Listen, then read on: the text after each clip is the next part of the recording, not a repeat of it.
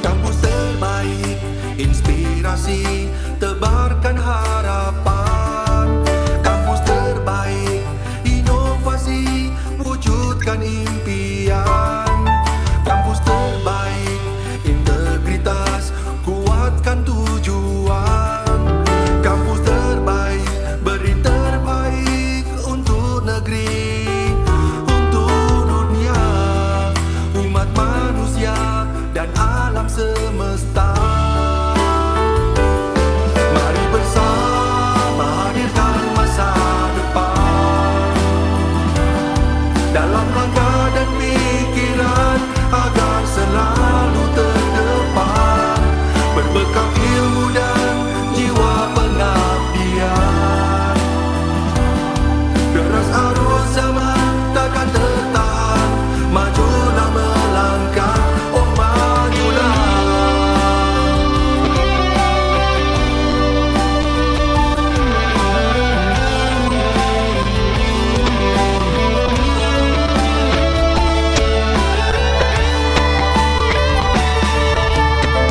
Terus berpacu dalam keunggulan, lincah pembelajar untuk kehidupan. Inilah semangat baru, tekad raih kesempatan, wujudkan kampus terbaik selamanya.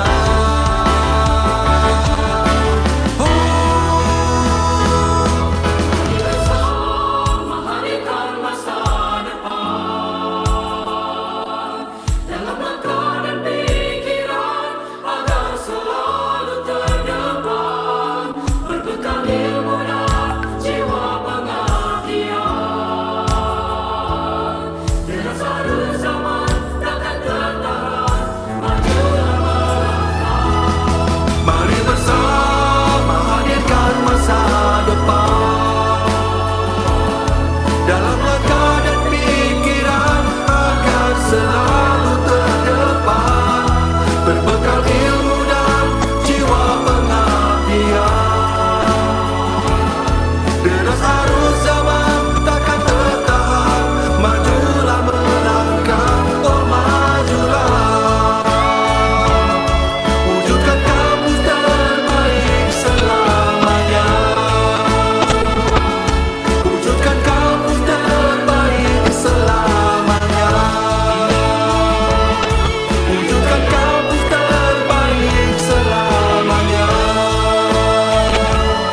Wujudkan kampus terbaik selamanya.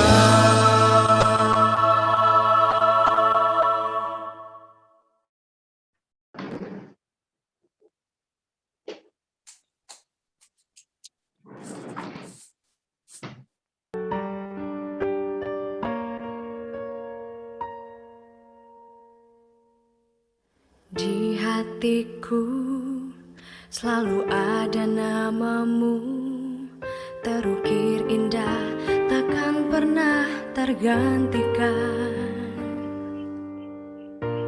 Kita telah berdua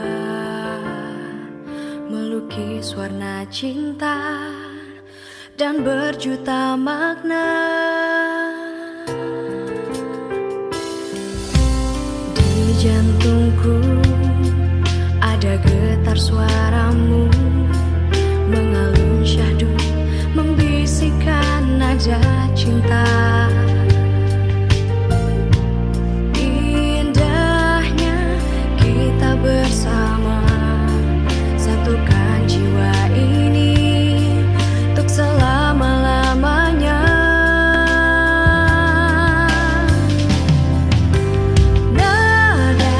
Nada cinta sejati menyentuh kalbu takkan pernah lekang.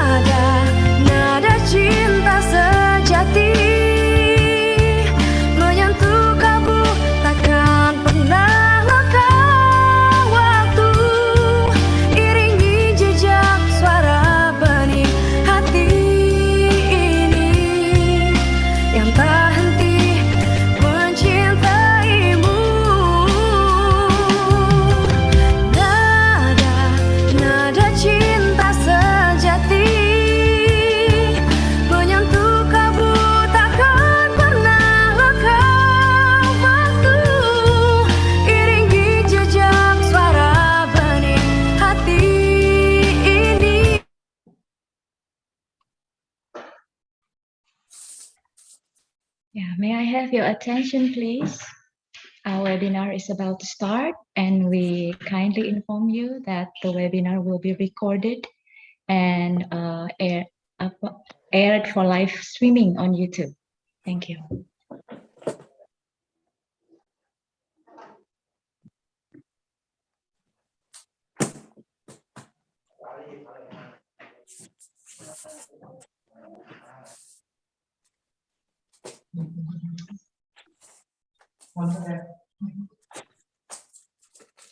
Okay.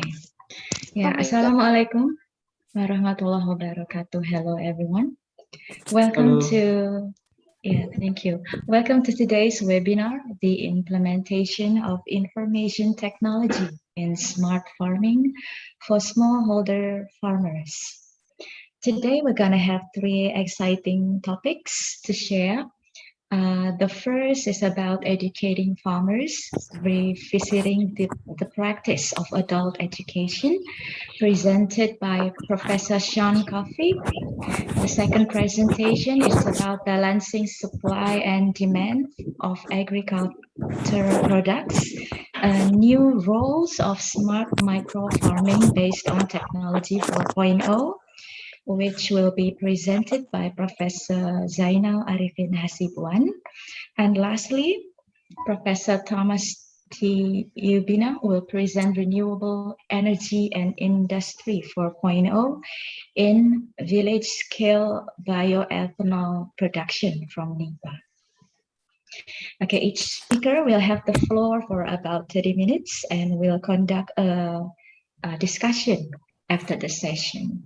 If you have any question during the webinar, please write them into the chat pane, then we'll address them during the Q&A. And we suggest you also to make sure that the audio is muted during the presentation to avoid the background noises.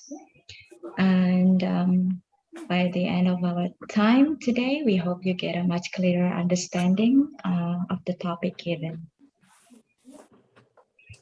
Okay, the Honorable, the Vice Rector for Education and Student Affairs of IPB University, Dr. Derajat Martianto, the Dean of College of Vocational Studies, Dr. Arif Daryanto, Vice Dean, Dr. Bagus Purwanto and Dr. Wawan Oktariza, the Chair of Academic Senate, Dr. Daisy Tambayong, the Honorable Professor Sean Coffey, Professor Zainal Arifin Hasibuan, and Professor Thomas D. Yubina are international speakers. Professor Iskandar Siregar, the Director of International Collaboration Office of IPB University.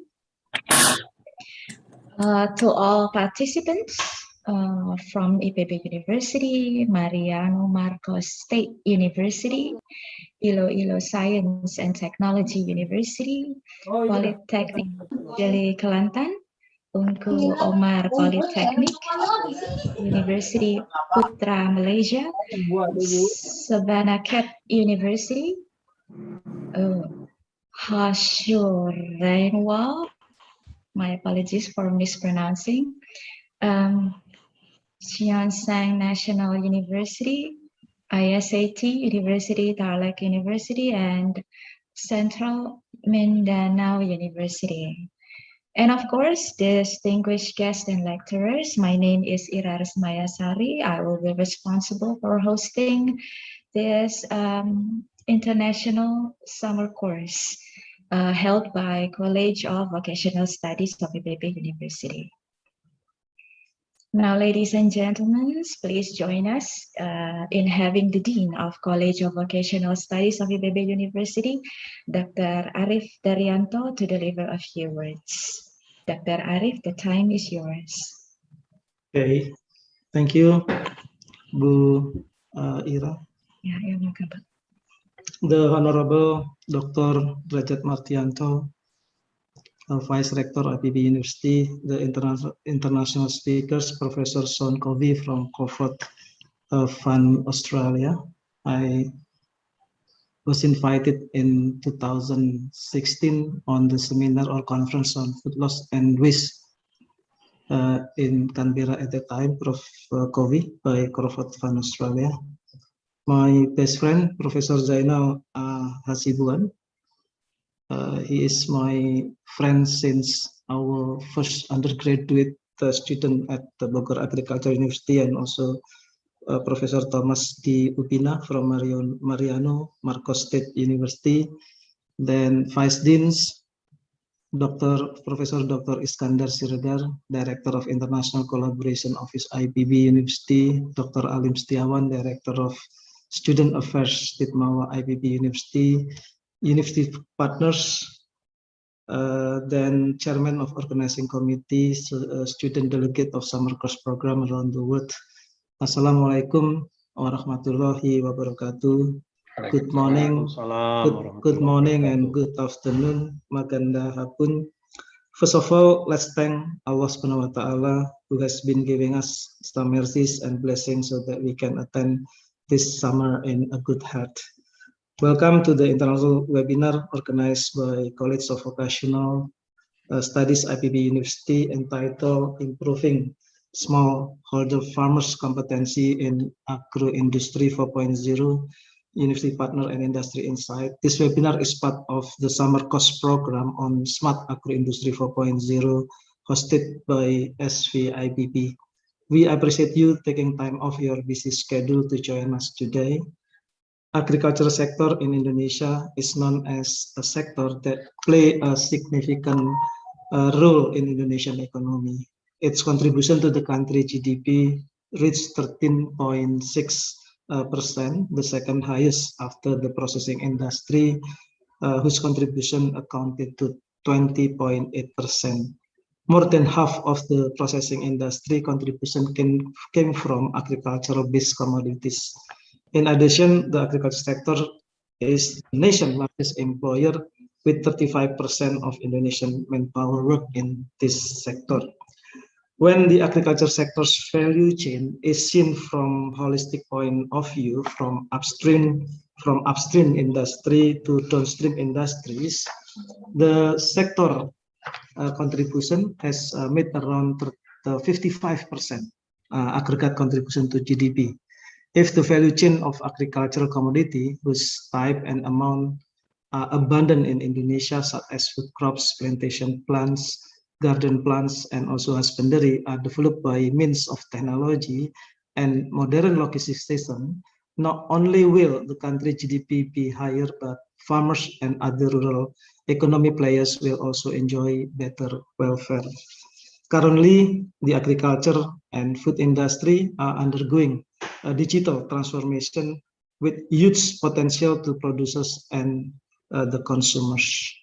On farms, nutrients, biotechnological advances, the Internet of Things, data analytics, GPS, and artificial intelligence are all aimed at boosting yield and maximizing profitability, while robotic and automation are transforming harvesting and helping to improve condition for and reduce the need for human labor. In supply chain, blockchain traceability are revolutionizing how supply chains operate, while digital tools are bringing rapid efficiency enhancement to traditional paper-based process. As rural and agriculture markets are transforming with higher demand and prices, more integrated supply chains, greater rural-urban connectivity in many areas, exponential growth in urban markets, new opportunities are emerging for young people to start up and run profitable agribusiness. To do this, however, they need a range of skills and knowledge, agricultural, financial, entrepreneurial, as well as a broader environment of youth and smallholder farmers targeted policy and investment. To attract the youth to stay in the rural area, we must change the approach to agriculture. Agriculture is not a development or social sector, neither it is a way of life. Agriculture is a business. We must take a food value chain approach from the farm to table.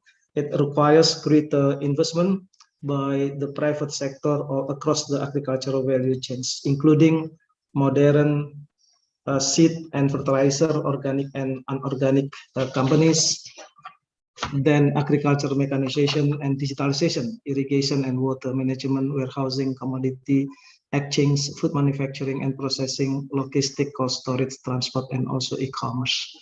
Based on our research recently undertaken by Sekolah Vokasi IPB University, Maastricht School Management, and also ARES, University of Applied Sciences, reveal that skill and competency of today young professionals in agricultural development often do not match those required by employers.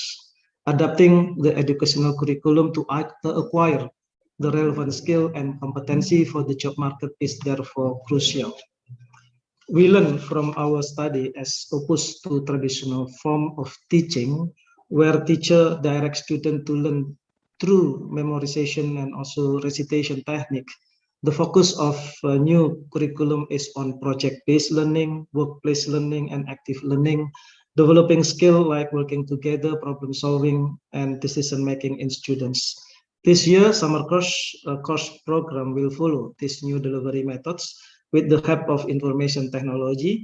In the end of the program, students would deliver an output of mock-up idea solution for case study farmers. To end my speech, I would like to share a quote from Confucius, the 16th century Chinese philosopher. If you think in terms of a year, plant a seed. If in terms of 10 years, plant trees. If in terms of 100 years, teach the people. So that's why the education is always important for the development of the country. I hope for the speakers sharing, making this webinar more attractive and more practical or applied oriented. I sincerely wish from this webinar, you will have productive days of interesting and stimulating discussion. Thank you for your attention. Wassalamualaikum warahmatullahi wabarakatuh. Waalaikumsalam warahmatullahi wabarakatuh. Very good quote. Thank you so much, Dr. Arif, for your welcoming speech. Yeah, it's a big honor for us as well to have Dr. Derajat Martianto, our Vice Rector for Education and Student Affairs of IPB University, in our schedule today. We are humbled to invite Dr. Derajat Martianto to share his thoughts and grace the occasion. Ladies and gentlemen, Dr. Derajat Martianto. Okay, thank you very much, Ibu Ira Resma. Very good afternoon and good morning to all of you. Honorable Dr. Arif Daryanto, the Dean of College of Vocational Studies of IPB University,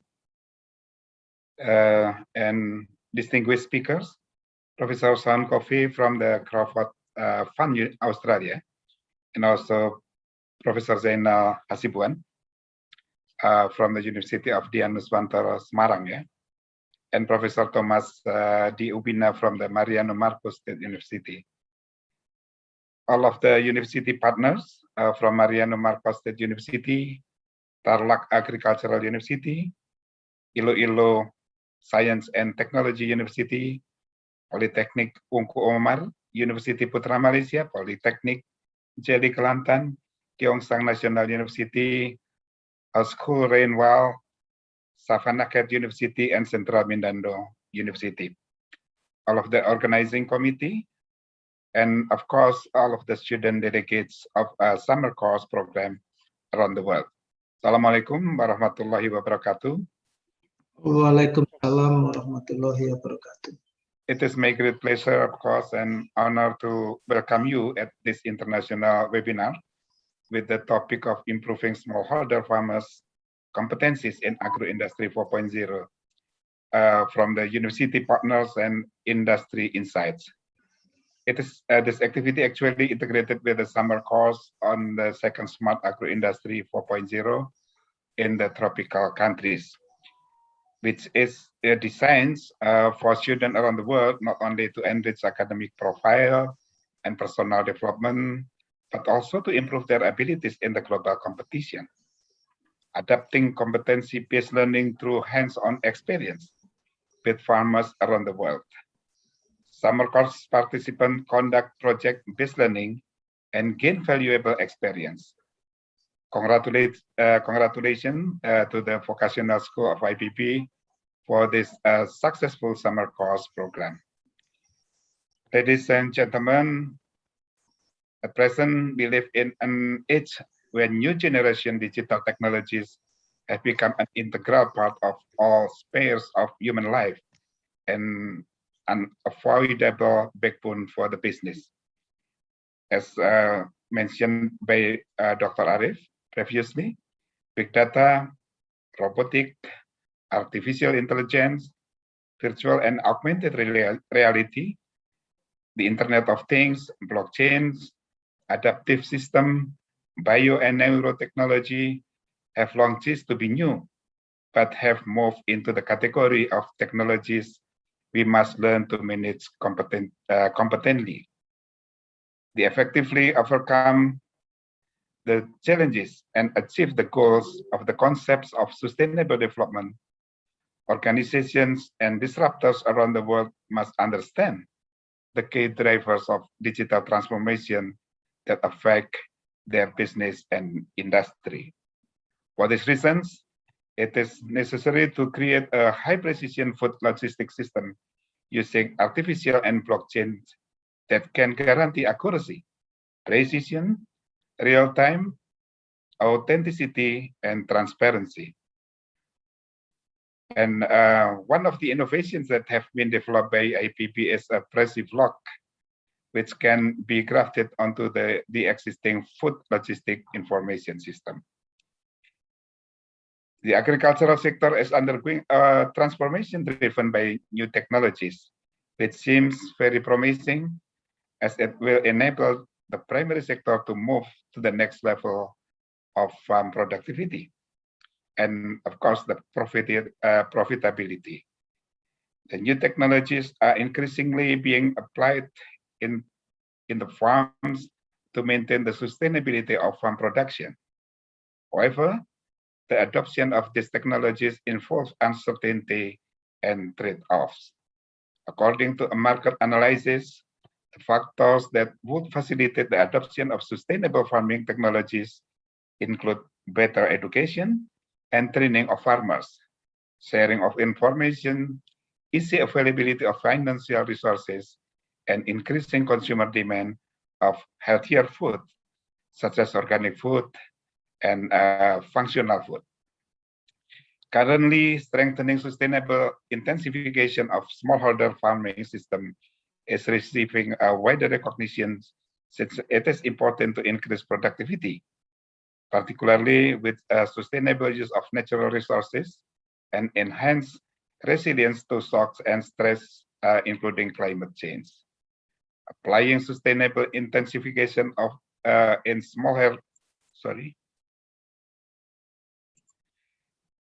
Applying sustainable intensification in smallholder farming depends on farmers' capacity, of course. There are several reasons why in the future it will be very important to agriculture to be digitally transformed. And those ensure not only the sustainability of the agriculture business individually, but also the economic, environmental, and social sustainability of society as a whole. I hope all participants can benefit from this webinar. I would also like to extend my gratitude to the Dean College of Vocational Studies, Dr. Arif Daryanto, for organizing this very successful seminar and webinar. By saying Bismillahirrahmanirrahim, in the name of God, the most gracious, the most merciful, I officially open the international webinar with the term Improving Smallholder Farmers' Competencies in Agro-Industry 4.0 from the university partners and industry insights. Thank you very much for your kind attention.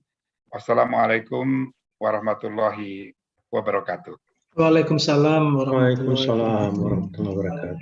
Terima kasih Pak Derajat. Sama-sama Pak Arif, sukses semua.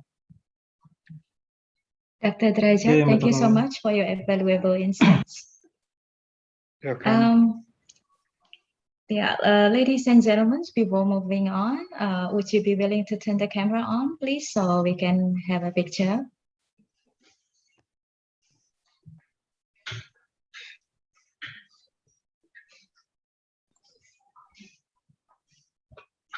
Okay, the committee, Mrs. Ayu, maybe, can you help me, please?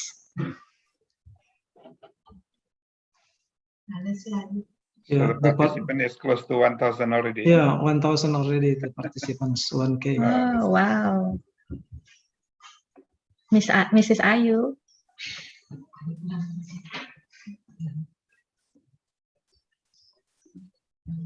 Or maybe the other committee, please. Bu Meda, Bu Meda, Bu Yes, Meda. yes, Miss. Bu Meda, Bu Meda. Yes, okay. Yep. Next, first slide. 1, 2, 3. Best pose smile. I'm sorry, ladies and gentlemen. Please open your camera. Let me start first slide. Second slide. I think until the 5th slide, otherwise you will have many slides, Bu Meda. Yes.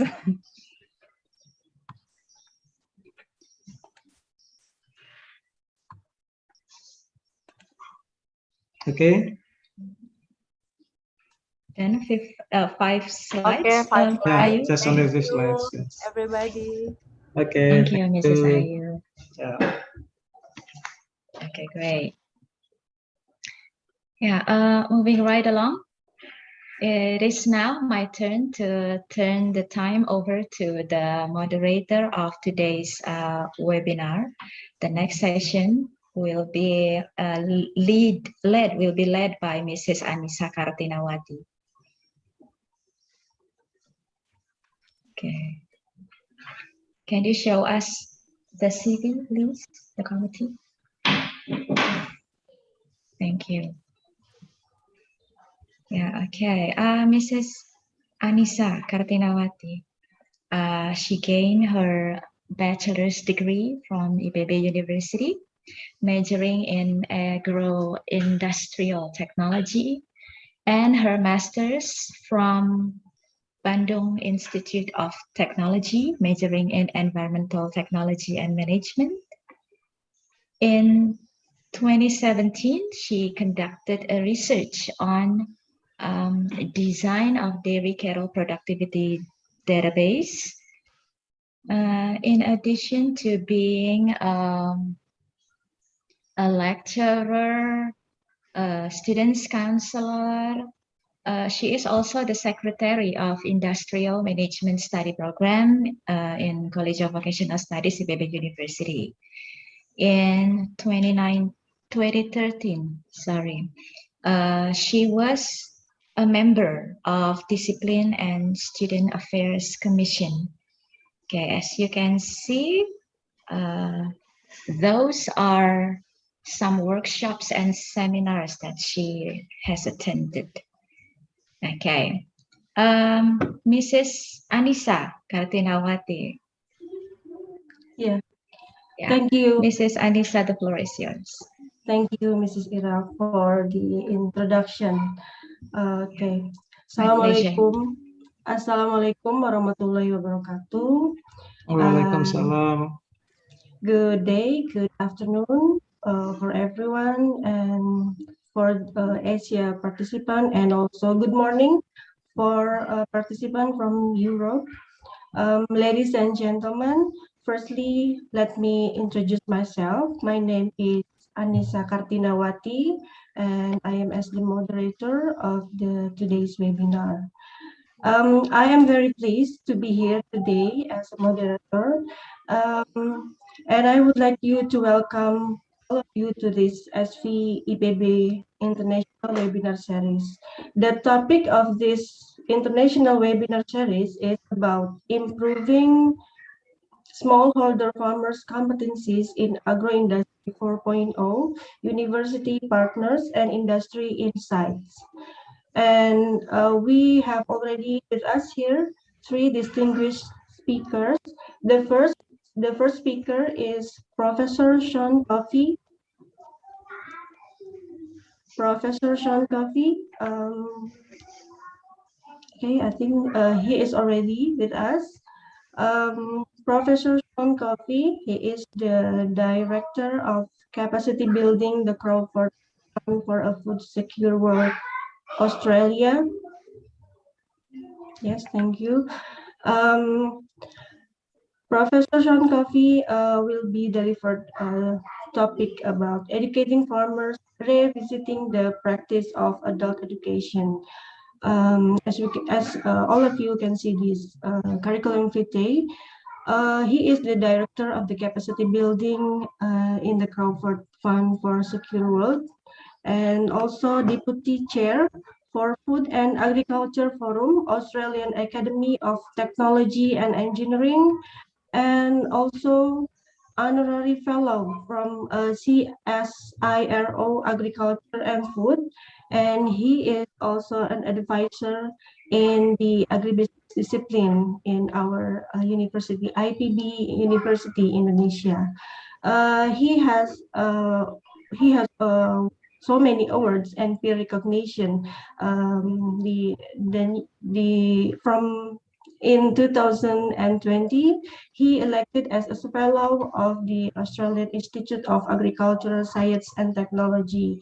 And Professor Sean Coffey in 2012 is named as one of the 25 most influential people in New Zealand business by Listener magazine, and also in 2010 awarded the Thomson Medal in the annual New Zealand Science Honors for outstanding and international leadership and for commercialization of science and technology for one generation.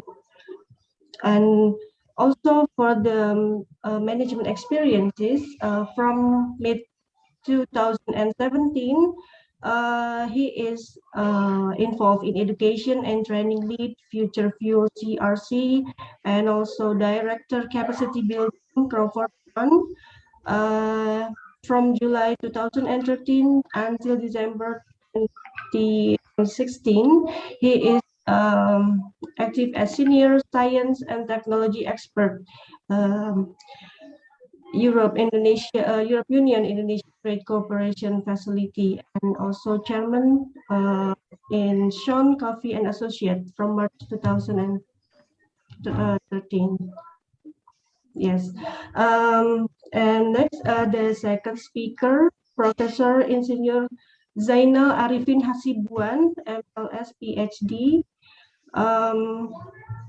He is a lecturer at the Faculty Computer Science University of Indonesia in 1995 to 2019, and he also lectured at the Faculty Computer Science in Dian Nuswantoro University, Udinus Semarang, 2020 until present, and professor in computer science, December 2011 until present.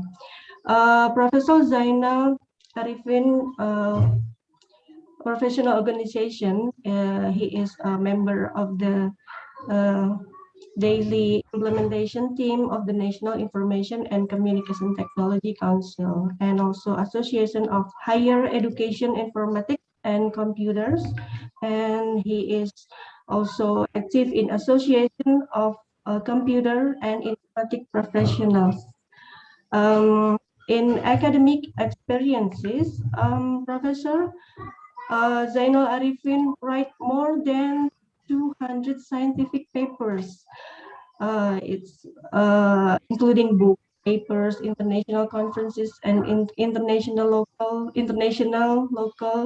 journals, and also as a team leader of more than 40 information and communication technology projects.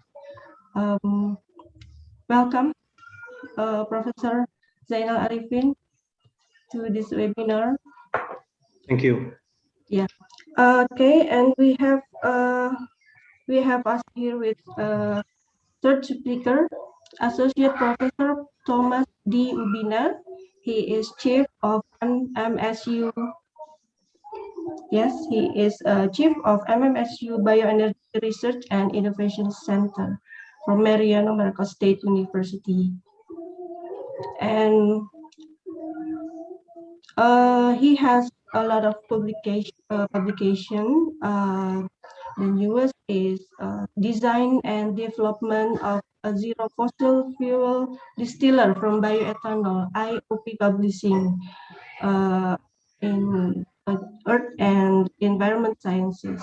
And also in the same year, remote monitoring and control system for the energy self-sufficient bioethanol distiller. And in 2000 in years to 2020, development of remote monitoring and control system for MMSU I4.0 platform, energy self-sufficient small-scale smart laboratory using QTP protocol, and also development of NIPA as a NIPA closed collection vessel, Agro-Bali Agricultural Journal. Dr. Ubina research interest in instrumentation and control system for energy, especially renewable energy, bioenergy, and energy conservation and efficiencies. And he also interests conduct research in smart system, IoT, data analytics, and artificial intelligence. He also member in Industry 4.0 Technical Working Group 2021, and from 2006 until present, he is active in DOST R01 Energy Audit Team, and from 2015 until present, he is in the University Research Ethics Committee. Yeah. Okay. Welcome. Welcome, Dr. Ubina, and all the speakers. Very nice meeting all of you today in this webinar. Okay, before we start the presentation, I would like to inform to our speaker that our presentation will delivered in about 25 minutes each. First, I will give the time to first speaker, Professor Sean Coffey, and then to Professor Zainal Arifin, and continue with Dr. Ubina. And after the presentation, we will continue our session with the question and answer session. And the audience can give their question by giving their question by typing on Zoom chat, and or deliver the question directly. Yeah. Okay. I think Professor Sean Coffey is already with us here. Professor. Thank you very much. Okay. The floor is yours.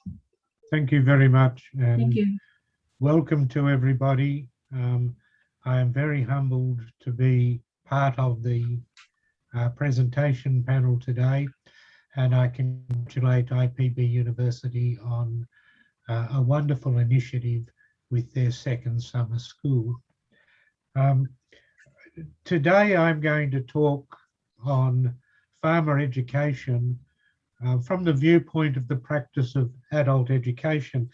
I'm not going to talk about the skills that farmers need in the digital age. I'm not going to talk about technologies or applications, but what I will talk about is a little bit about how people learn and some of the things that underpin the way we can help them to help farmers to cope in the digital world.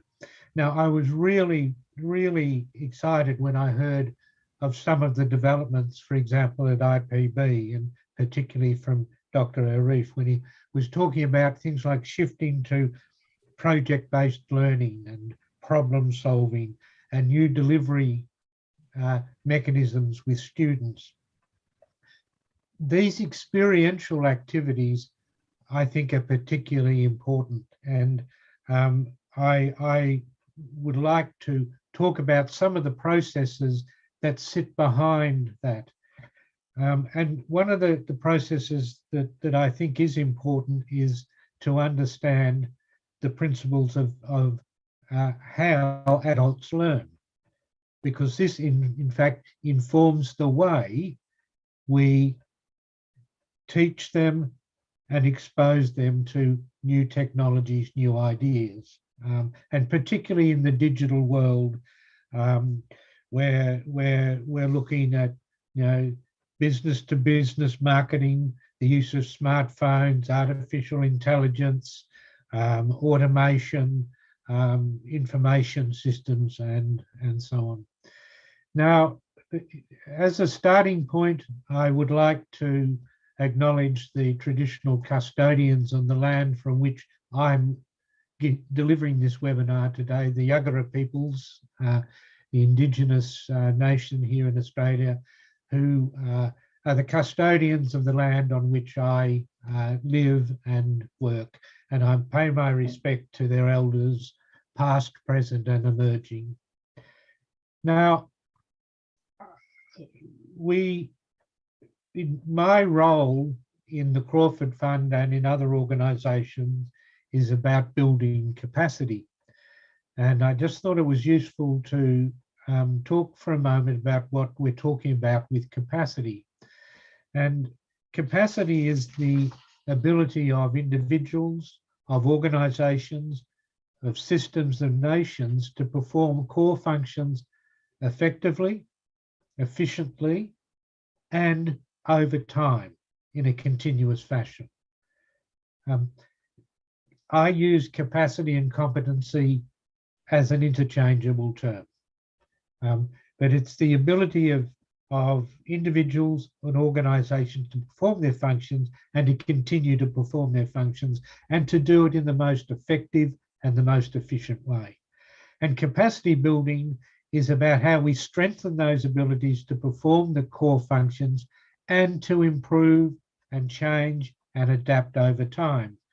And some of the comments that the Vice Rector made before about the need for adaptive leadership and being responsive to the future and so on are particularly important for our understanding of capacity. Now, farmers, by and large, are adults. We're not teaching in a school situation when we're working with farmers. We are actually working with farmers who are in a social system that's involved in their farm businesses, their smallholder businesses, that's involved in the community in which they operate. And generally, adults, all of us around the webinar today, we learn best by doing, by experiencing, and then reflecting on what happened and drawing conclusions as to how we continue the behaviours and the learnings that are good and how we can learn more to change things that are not quite so good. Right? So we learn by doing. And adults learn best when they feel the need to learn and they have an input into what, why, and how they learn. And I'll come to that point again several times in the next 20 minutes. But basically, when they feel that they're in control of what they're doing, when they make decisions about what they need to learn, what are their knowledge gaps, when they can identify those and work on those, that's when they learn best. Similarly, when you can contextualize their learnings in terms of their experience, it becomes important. So rather than just teaching about what the future might be, teaching them how they can actually analyse their current situation, identify opportunities for growth and development, to identify problems that need to be solved and so on. You're embedding it in their experience. And it's from that experience that they're then able to take the next steps in terms of learning. The other thing with adults is that we tend to learn in social groups. Question and answer is one of the big ways that we learn. Right? We're always asking questions. People are providing us with information, providing us with insights, or helping us to ask better questions. So we work in our social groups. It's also important to understand that adults learn best when they are in a supportive and a safe environment, where there's a climate of trust. So they're not anxious, so they won't feel as if they might be thought of as ignorant if they don't know something, right? We actually learn by sharing our ignorance. We ask a question because we don't know, and therefore it is a badge of honor to say you don't know. And we need to make certain that we're creating environments in which our farmers can come along and learn new things in an environment where they're respected, where they can ask questions, and that they can fully participate. And the fifth point about when adults learn best is where there is an emphasis on taking action, doing something, right? Not just receiving a lecture and going home to think about it, but sitting down and then being taken perhaps from a lecture into a group discussion where you might ask, what did you learn from that? Run some quizzes, right? Test people's understanding, right? Get them to reflect on what they've learned. That problem-centered approach that Dr. Arif talked about before. I'm sorry, excuse me, Prof. Yes. Coffee. If you don't mind, maybe change the, if you don't mind, change the type of presentation, maybe in the slideshow, or I'm sorry. Are you seeing my slides? Yes, it's we see the first. We see now the first slide. The first slide, is that yes, all? Yeah. Can you see the second slide now? Maybe if you don't mind, if you can change into the slideshow view. I'm sorry. I'm sharing my screen now. Yes, but we still view the first slide, the picture of you. Right. Yeah. I'll start again then. I'll try and share again.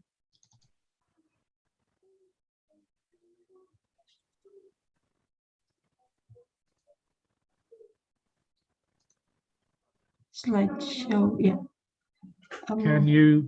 Are they changing now? Yes, it's 7 points from adults learn best. Now, yeah, thank you, Prof. Adults learn best, right?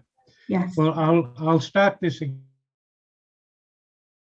Adults learn best when they feel the need to learn themselves, where they have an input into what.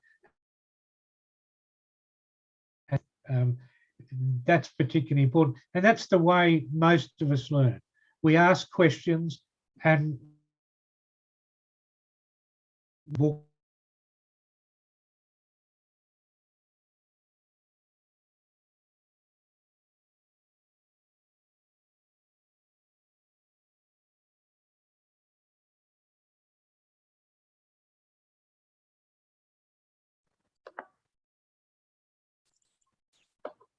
Okay, excuse me. I think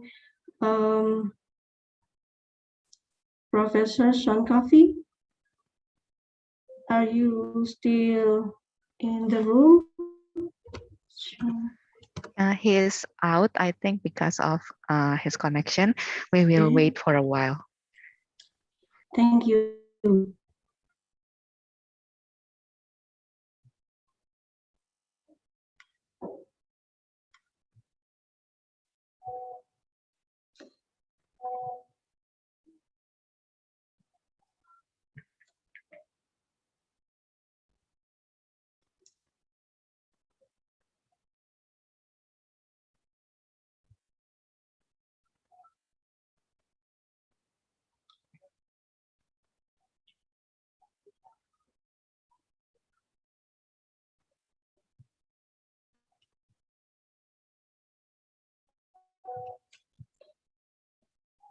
Yeah, the audience. I hope you don't mind to waiting for the Professor Coffee. Maybe because our participants is up to at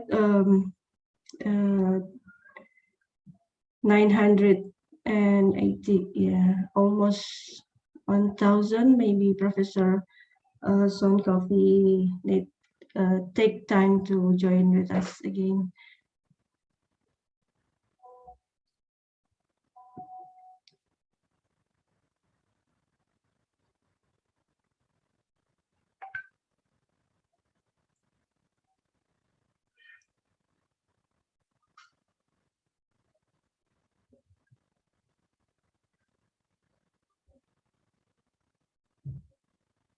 Okay.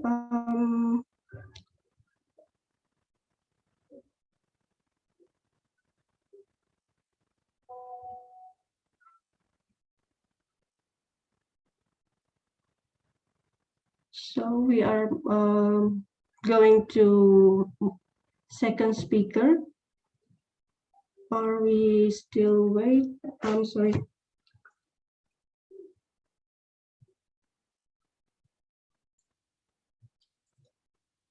Professor Zainal Arifin.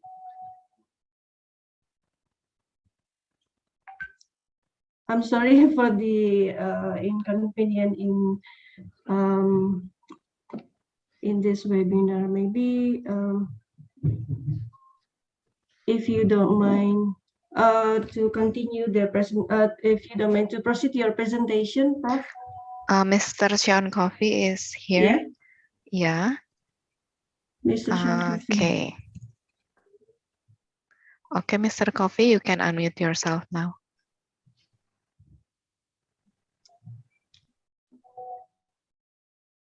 Hello. Yes. My apologies, everyone. I'm not too sure what happened then, but I'm back with you now. Thank you.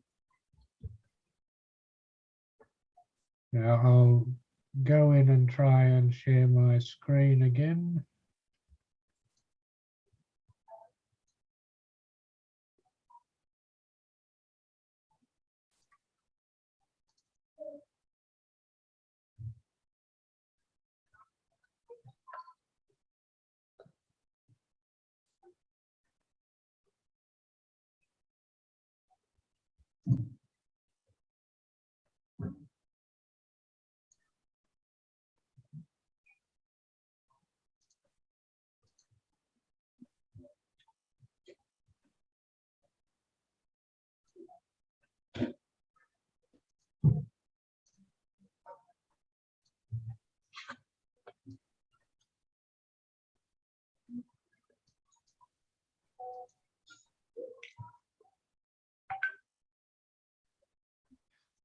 Right, I'll try again.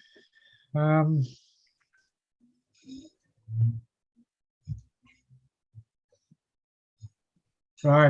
can people see the slide that says adults learn best? Yes, clearly, sir. Thank you very much. Look, my apologies for that. The technology has failed us. But anyway, we'll try and catch up as quickly as we can. I had been talking about the fact that adults learn best by doing, by embedding the learning in their past and their present experience, in social groups where they can feel safe and trusted, and where they take action and reflect on their impacts. And those are the general processes of adult learning that are particularly important. I'll move now to a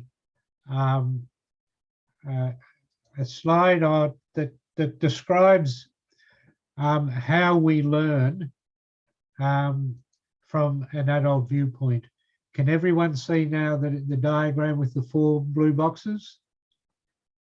Sorry, we still see the screen adults learn best when, Professor. Maybe it's currently in 4th slide. Right, well,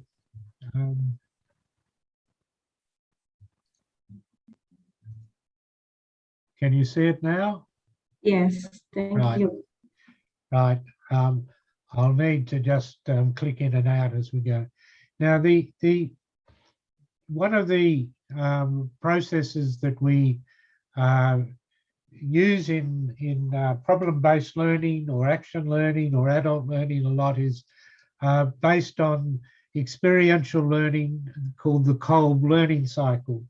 And the concept here is that we undertake activities, we do things that we then reflect on, we observe what's happened and draw conclusions. How effective was our action? Did it work? Did it not work?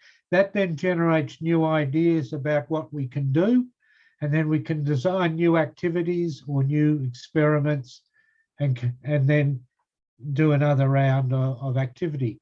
I'll come back to the Kolb learning cycle in a moment. Now, the next slide, if I can get it. And I'll share the next slide. Now, in a strict educational sense, adults learn best when they take responsibility for their own learning. Voluntary participation is always preferred over mandatory involvement. One of the things, however, and one of the things we know from a long history of involvement in teaching at all levels, including with farmers, is that sometimes we need to lead people into the learning environment. We need to make them aware of what the possibilities are for improvement or for growth, or to linking closer to the market, or producing and using new varieties and those types of things. So quite often we need to move. And there are three domains of education that operate.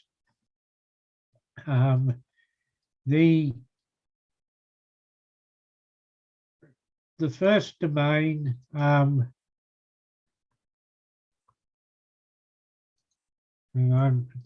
apologies that the slides are not coming up as they're supposed to.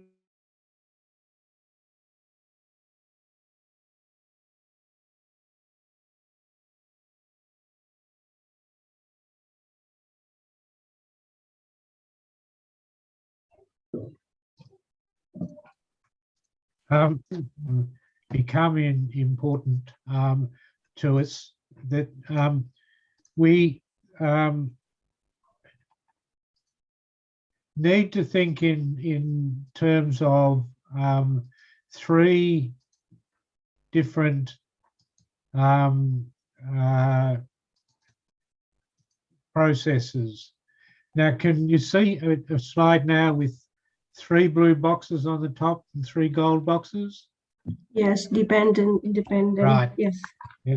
What in our teaching of adults and teaching of farmers, there are 3 different stages of teaching that can occur. One is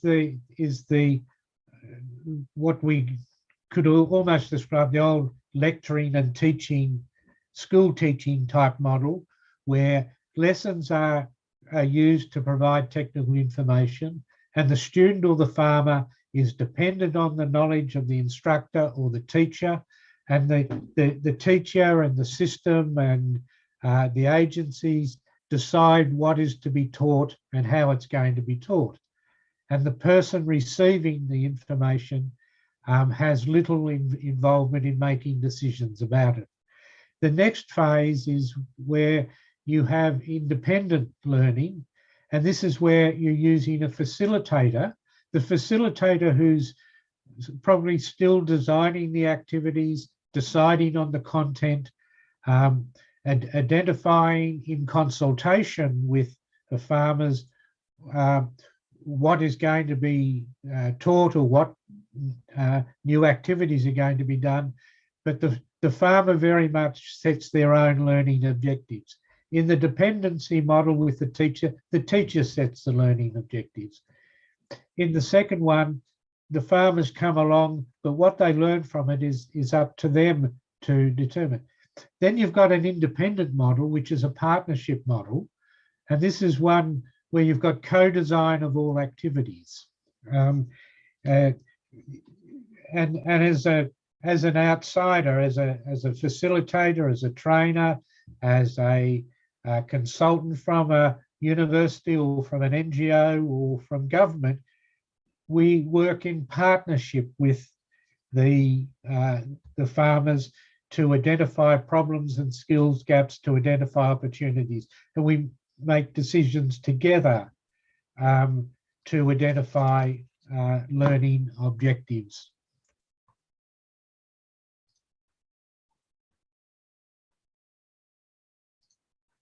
And if you'll just bear with me, I'll come to the next slide. Mr. Coffee, Yes. do you want the assistant for your share screen? We can help. Could you bring up slide 9 for me, please? Yes, of course.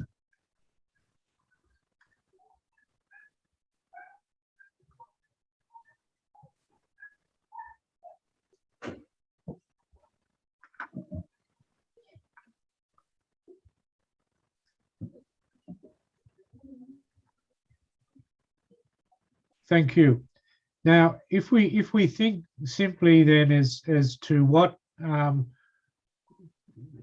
is one of the best ways, or what are the best ways to be involved in the teaching of farmers, we can use that Kolb learning cycle to assist us in our thinking of all the different phases we need to go through.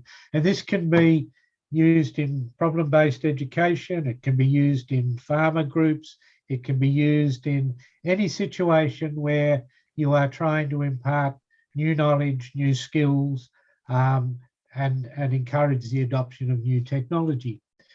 And it involves doing something. And the something could be lectures, it could be reading, it could be observing, it could be running quizzes, field days, farm trials, workshops, discussion groups, conferences, and so on. And then you go through a conscious process of you do something, then you reflect on it, right? You observe and record what happened, right? What was taught in the lecture? What did the farm trial show you? What did you learn in the discussion groups, right?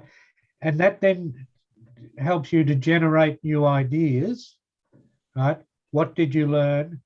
And then what can we do next comes out of that.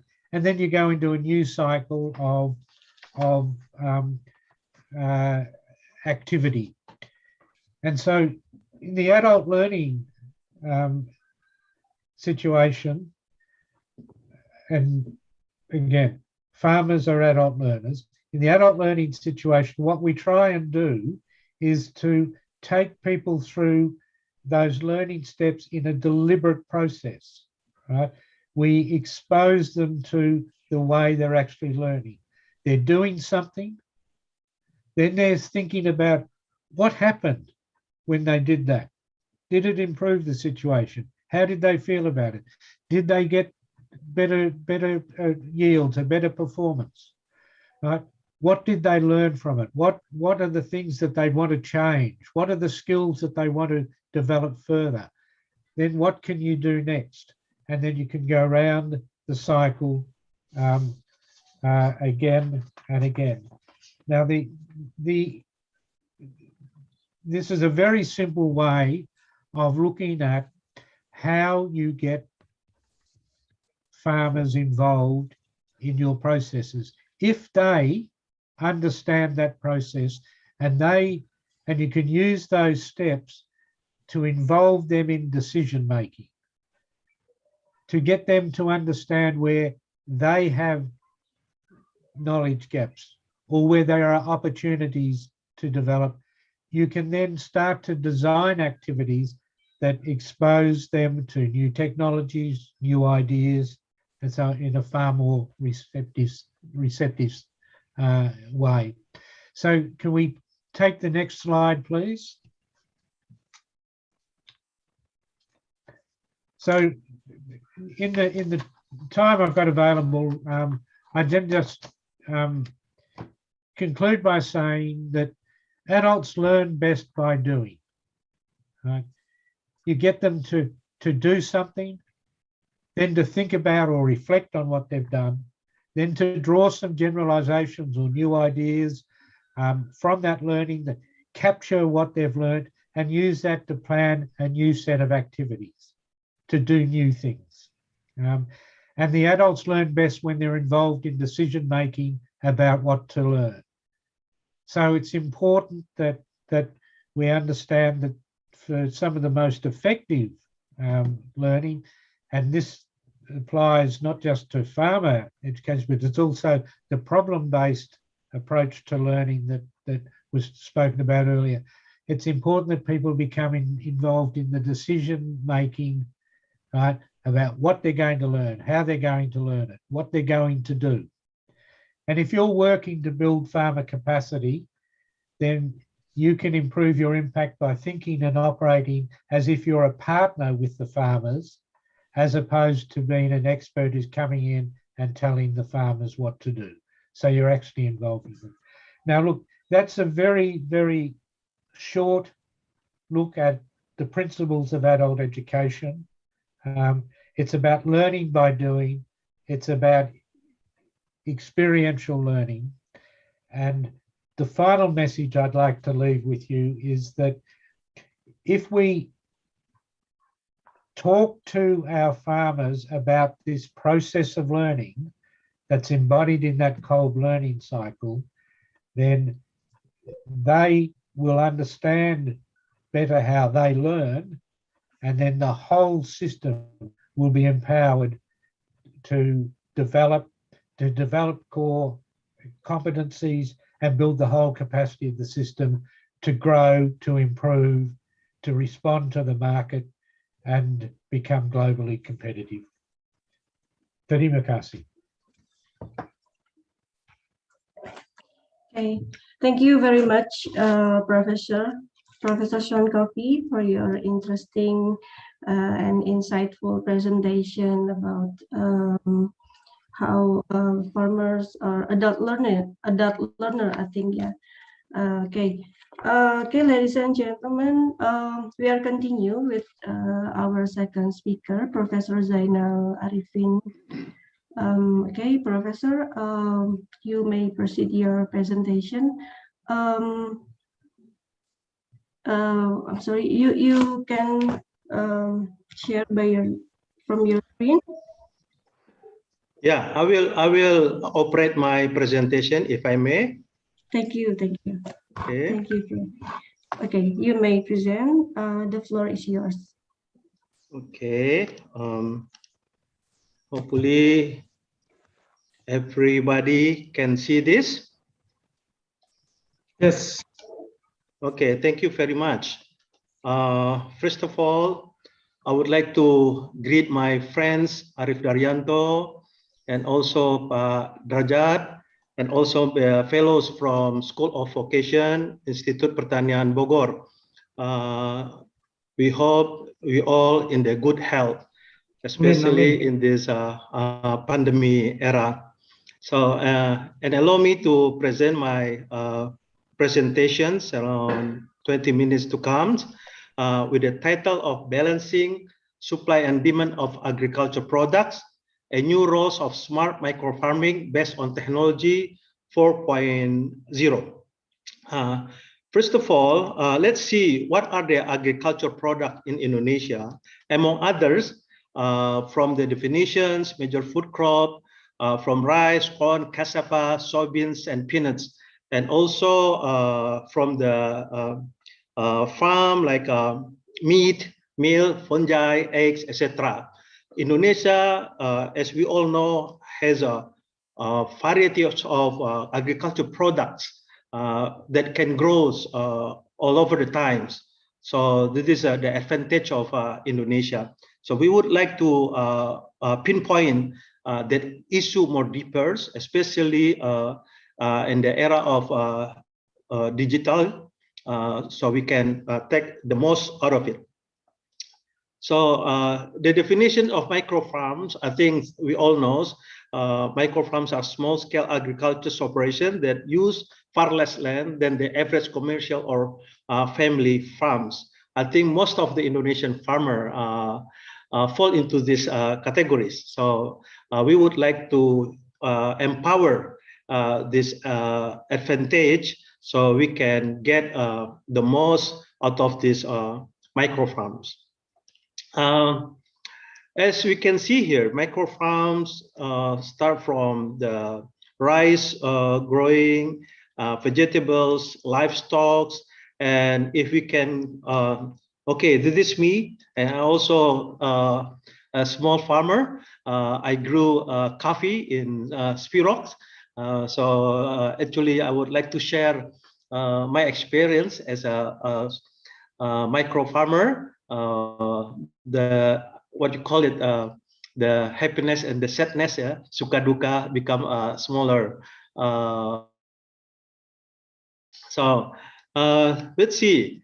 We grow vegetables, herbs, spicy, tropical fruit, palms, chicken farm, goat farm, etc.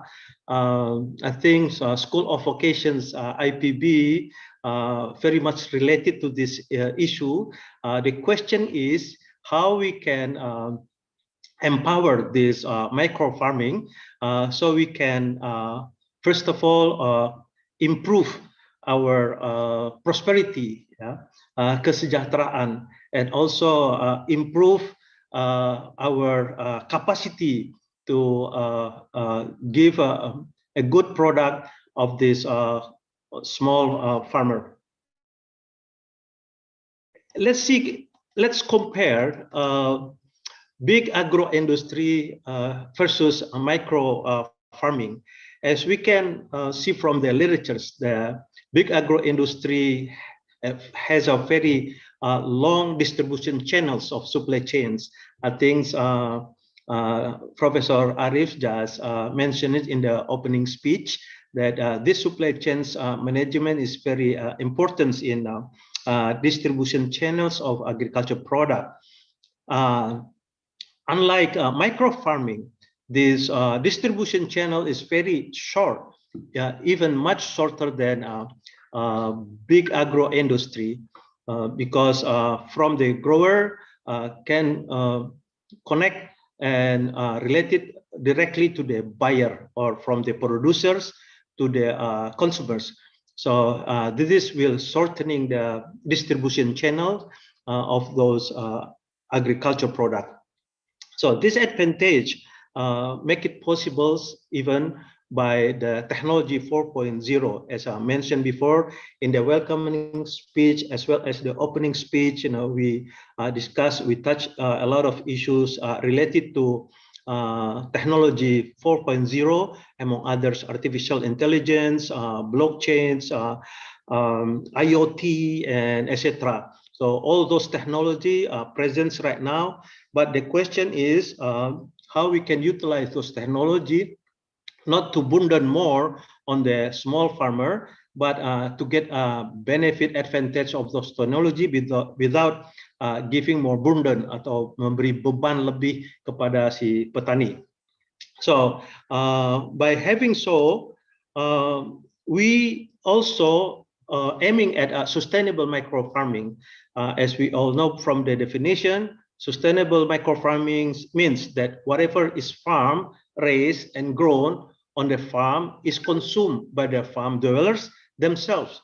But besides that, they also can use the product, the harvest, to improve their incomes, set income. So that's even give more empower to sustainable micro farming. So we in Indonesia, it's possible due to the time can grow all the times, and also the technology that make it possible to shortening the distribution channel between the producer and grower. So the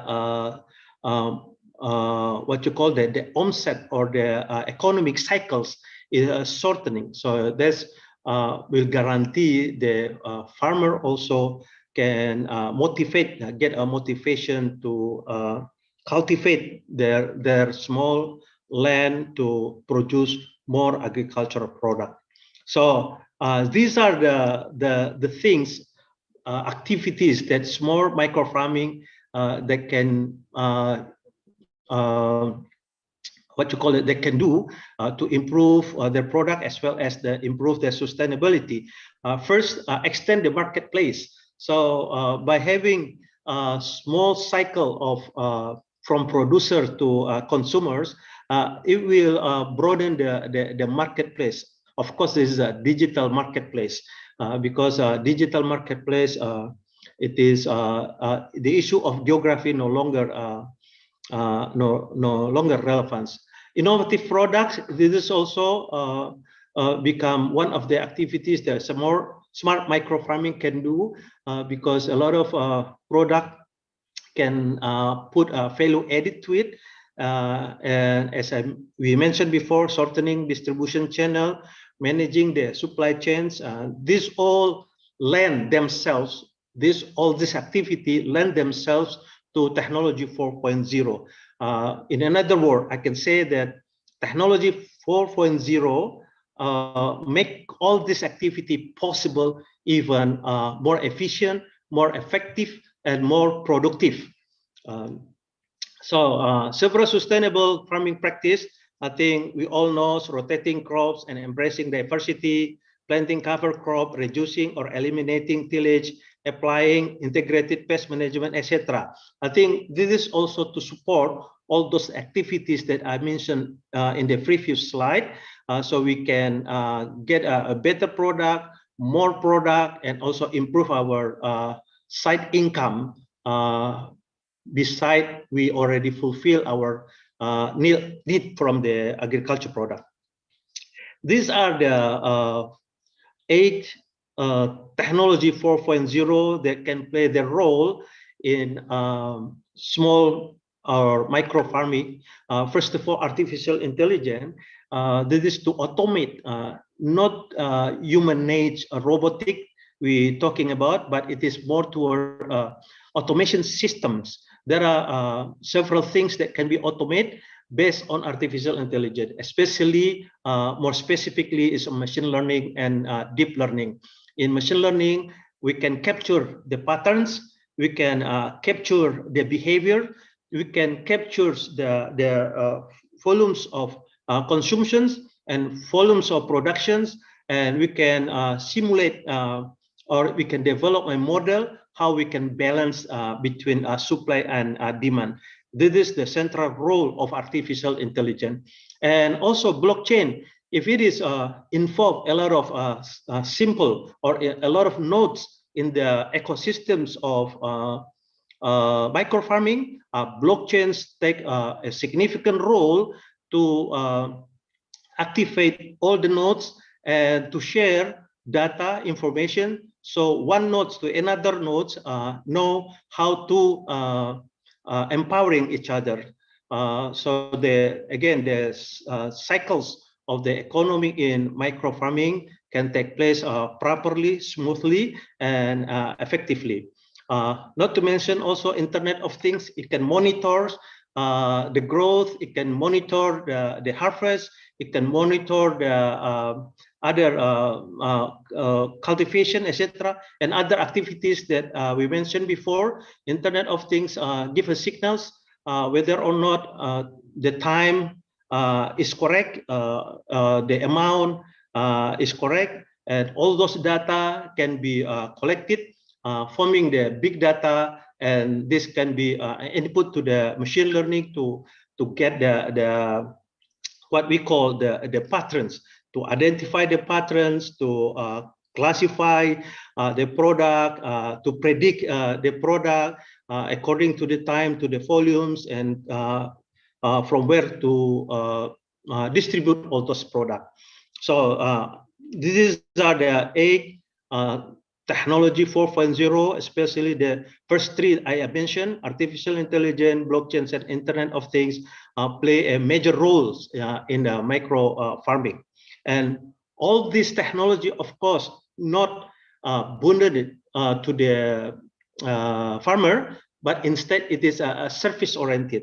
So must be a third party that can provide these services so that the micro farming can benefit all of it, and they don't have to spend more costs to their production, so they can get more profit from what they grow and what they produce. So this is kind of a new models in the digital business era, so that all parties can contribute according to their capacity, according to their capability. So it's not centered to one party, and also another party cannot take advantage. This is more toward resource sharing, I should say. So, and the model is already there. I have another paper that talking about the model, but in this seminar, let's see the implementation that we would like to improve as we all facing this pandemic. We know that a lot of communities buy and sell their daily needs using group WhatsApp. We call it WhatsApp group or group WhatsApp Warga. Yeah, so this is one of the examples. For example, one of the member of the family in the Warga in the community selling something. This also can be replaced, as I mentioned before, with a micro farming agriculture product. Like they have chicken, they have eggs, they have vegetable. They can sell directly among the WhatsApp group. This is take place right now. This is happen right now, and this is, for examples, you know, also they have a rice that they get it from their farm. The amount is not really the volume is small enough, but they can share it with other to who need it, and for the producer they get a side income from this. So from these examples, you know, this is again the possible of implementing technology 4.0 is really really big. The opportunity is really big, especially when we take all of this to the digital marketplace, and then we provide from supply to demand, from demand to supply, so we can balance the volumes, you can balance the price, we can balance the distribution, etc. Instead of just one-to-one through the WhatsApp group. So this is the motivation behind this presentation. So hopefully School of Vocation IPB can get this inspiration and can implement it, especially for the vocations, you know, is this directly to the field. This is the theoretical background that we already presented in a previous international conference, what we call end-to-end cycle meaningful insights and automation system. So this can be implemented in the agriculture area, especially in the micro farming. Start from my left side, from our left side. All kinds of data can be collected, whether it's from machine, from the field, from the behaviors of human being, and then we set it, what we call it big data set, and then we select all the features related to the things that we would like to compute, so we can get a patterns. From the patterns, you know, we can give us solutions, whether it is related to the product, related to the price, related to the even to the what you call that loan, yeah, etc., etc. So this is what we call end-to-end life cycle meaningful insight and automation system. If we would like to implement it in micro farming, it is automation system in micro farming. And also, as we can see here, artificial intelligence play its role not as an AI robot, but instead what we call AI automation system. especially machine learning to micro farming, to capture all the patterns, to capture the all the behavior, all the product price, distribution, etc.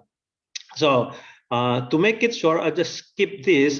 We all know that artificial intelligence is really good in computing data, mimicking human being to things, and there are several things we can automate without sacrificing human power. Okay, this is we have to underline it. Artificial intelligence that we implement here, it is a value added to the human power, which is not replacing, especially diminishing human power. That's why we choose not the AI robot humanoid that we develop, but it is a system. The human power here will be enriched by having that. The same thing with the blockchain. It is not replacing the human being, but it is add-on to the human being, so that all the data collecting, all the data gathering, all the data computing, more or less in the real times, so we can get the response as quickly as possible in the such an ecosystem. So all the nodes in the ecosystem play its role optimally. So that's the idea of artificial intelligence and blockchains that implemented in micro farming. And combining these two, it's become very powerful. Of course, this is challenging to all of us. And this is a new things in the farming area, even though we know some activities, some research already start in doing that, but the result is not really known yet. But again, in another country, we see that the implementing of micro farming with this technology 4.0 already proved to improve the productivity as well as the price, the supply and demands of the product. This is the illustrations how the blockchain's material flows and the artificial intelligence that capable in identification, in detecting and classifying, also predicting the product. This is very important. So we can overcome undersupply or oversupply of the product. As we all know right now, we're still facing those problems. Sometime during close to the Ramadan or to the Idul Fitri, several agriculture product disappears from the market. So we are under supply, but after that we are oversupply, etc. So with implementing the artificial intelligence and blockchains, those things can overcome. So we also already make a collaboration with Emurgo. This is one of the company that supply blockchains. Then we try to implement the technology in the agricultures, especially to manage the distribution, the encryption, the immutability, tokenization, decentralization, etc. that we apply to agro-industry. Emurgo Indonesia use the agriculture's field to be one of the what we call showcase. So the results still, the activity is still ongoing on from agriculture yields to the store. But again, this is applied to the big agricultures or big farm. So we would like also to duplicate the activity, and I would like to invite School of Vocation in IPB to apply it to the micro farming, because as mentioned before in the opening speech and welcome speech, the contribution of this micro farming is incredible. If we extended the issue, the contributions of the small medium enterprise in Indonesia constitute to almost 60% of our GDP, and it is open up the opportunity to workforce almost 97%. So if we would like to develop entrepreneurship for the school vocations in IPB, I would like to suggest it is must be in the area of agriculture, because the opportunity over there is really big, and prestige work using this technology 4.0 without really changing, without really significantly change the environment. And also the capability is there. We don't have to what you call it, enforce the farmer to adopt or to capitalize the technology 4.0, but we can add on and make what we call it a collaboration between the campus and village, for examples, how to develop the village, especially in the era of agriculture. And at the same token, we're aiming at achieving sustainable development goals through micro farming, as mentioned in United Nations. All the country has to set their goals, and I think Indonesia already ratified this Sustainable Development Goal (SDG) with the 17 goals, and of course, farming or agriculture is one of them in that 17 goal, or at least in the several indicators that forming that Sustainable Development Goal. So this is the aims, the final aims, final objective of all this micro farming initiative. Okay, these are the activities that I involved in. We make a lot of seminar, workshop to empower the small medium enterprise, among others working in the field of agriculture, small farm. It is very interesting and very motivating because with this technology we can advance widening the market, we can shortening the distribution channel, we can improve the quality of the product as well. We also have several projects in Jabodetabek area with several non-governmental organizations, and not to mention also with Cominfo. We really push harder during this pandemic, how this small medium enterprise, including that most of them working in the agriculture, so they can improve their grade or their class, so it can be more jadi tidak ada lagi yang malu bekerja di area pertanian, apalagi di sekolah vokasi IPB. So this is my hope. Hopefully we all can take a benefit from this international webinar. In conclusion, smart micro farming can contribute to food security. Introducing technology 4.0 in smart micro farming will improve efficiency and productivity. It is clear that with technology 4.0, supply chain management of agricultural product can be optimized, especially in micro farming. Besides that, from the consumption side, technology 4.0 can fulfill all the needs. It is clear to see combining blockchain technology and artificial intelligence will give more productivity, more efficiency, and besides that also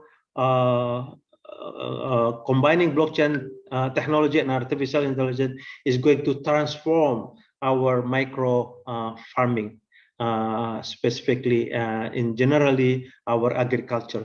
Thank you very much. Thank you very much, Professor Zainal Arifin Hasibuan, for the inspiring presentation about smart micro farming. Okay, it's very interesting, and there are several questions, but we keep that questions to the question and answer session, and we can continue with the third speaker. Okay, Dr. Thomas Di Ubina. Okay, Dr. Thomas, you may proceed your presentation. Okay, thank you. It's already, yes, we can see the first slide. Yeah, thank you. The floor is yours.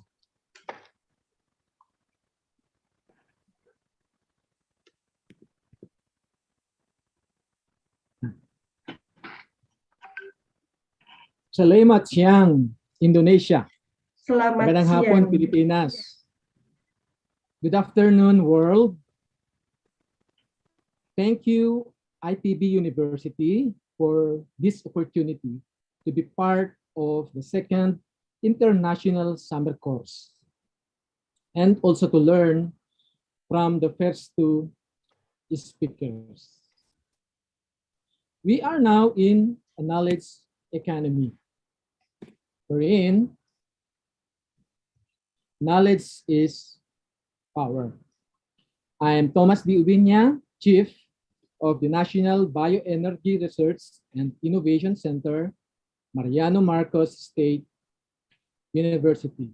And I'm tasked to talk about integrating renewable energy and Industry 4.0 technologies in village-scale bioethanol production from NIPA. To start, I will define first what is Industry 4.0. Though Prof. Zainal elaborately defined that already, but what I'm gonna do is just to give you a summary. What is Industry 4.0 all about? Then I would share few our experiences and goal in the village scale bioethanol production. Then we'll end with Smart Agro-Industry 4.0 challenge. So what is Industry 4.0? First, let's look into the first Industry 1.0. In 1784, the mechanization and discovery of steam power, the weaving loom, that's the first industrial revolution. About a century after, okay, the discovery of electricity make possible for the mass production and assembly line. We call that the second industrial revolution. And after another century, the invention of electronics, computers, and industrial automations. That's what we call now the third industrial revolution. And now, with internet, cyber physical systems are interconnected. A lot of devices, gadget machines can communicate to one another through the internet. We call that Industry 4.0. The term Industry 4.0 or I 4.0 was coined under the collaborative initiative of the Chairman, Federal Department of Education and Research, and the industry. This describes the fourth industrial revolution, utilizing the internet and cloud server to create network of machines for autonomous factories and value chains. The more machines, devices, interactions, the more big data becomes available for analysis, which results into what we call artificial intelligence. Machines are able to talk to one another and able to make decisions. So what is IoT? So mentioned, these are interactions of physical things or system of computing things or devices connected to the cloud or network of smart sensors and actuators. A thing in the Internet of Things can be a person with a heart monitor implant or a farm animal with a biochip transporter, an automobile that has built-in sensors to alert the driver when a tire pressure is low, or any other natural or man-made object that can be assigned an IP protocol or address and is able to transfer data over the network or any means of communication. Generally, Internet of Things affects every facet of our life, from health, transport, entertainment, business, energy and industry, our homes, and even agriculture. So with Internet of Things, big data is made available. And processing this big data is what we call data analytics. It's basically a process used to extract meaningful insights from big data, such as hidden patterns, as mentioned by Prof. Zainal a while ago, unknown correlations, market trends, and customer preferences, and more. For what purpose? One, for quick and better decision making. Two, preventing fraudulent activities. Three, risk management. Four, improved customer services, and so on and so forth. You may not be aware, digital platforms from the net is constantly analyzing our preferences. They are actually spying on us. When you browse something from the net, you are asked to accept cookies. But you know that these cookies make use of big data analysis to know your preferences and your activities in the net, so that the next time you want to shop online in your favorite online stores like Lazada or Shopee, well, in the Philippines, Lazada and Shopee is very popular online stores. In Indonesia, you have your Happy Fresh, Sayurbox, Devara, and others. You may not notice, or you have noticed, there are already commercials and recommendations related to your recent searches. Well, this is made possible through what we call artificial intelligence, or AI. Artificial intelligence makes machines or devices think, react, and perform like human, with great precision and speed. Generally, real-time customer interaction and precise prediction and diagnostics are made possible. Well, we are actually experiencing this. Well, for perhaps not rich people or those who are using Apple, we have Alexa, we have Siri, we have Google Assist. Or if you are holding now your smartphone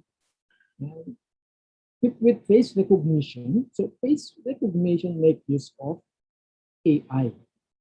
Or if your phone has multiple cameras, for you to get better and good image for your selfie, for your Instagram, those multiple cameras make use of AI to do its task, and a lot more.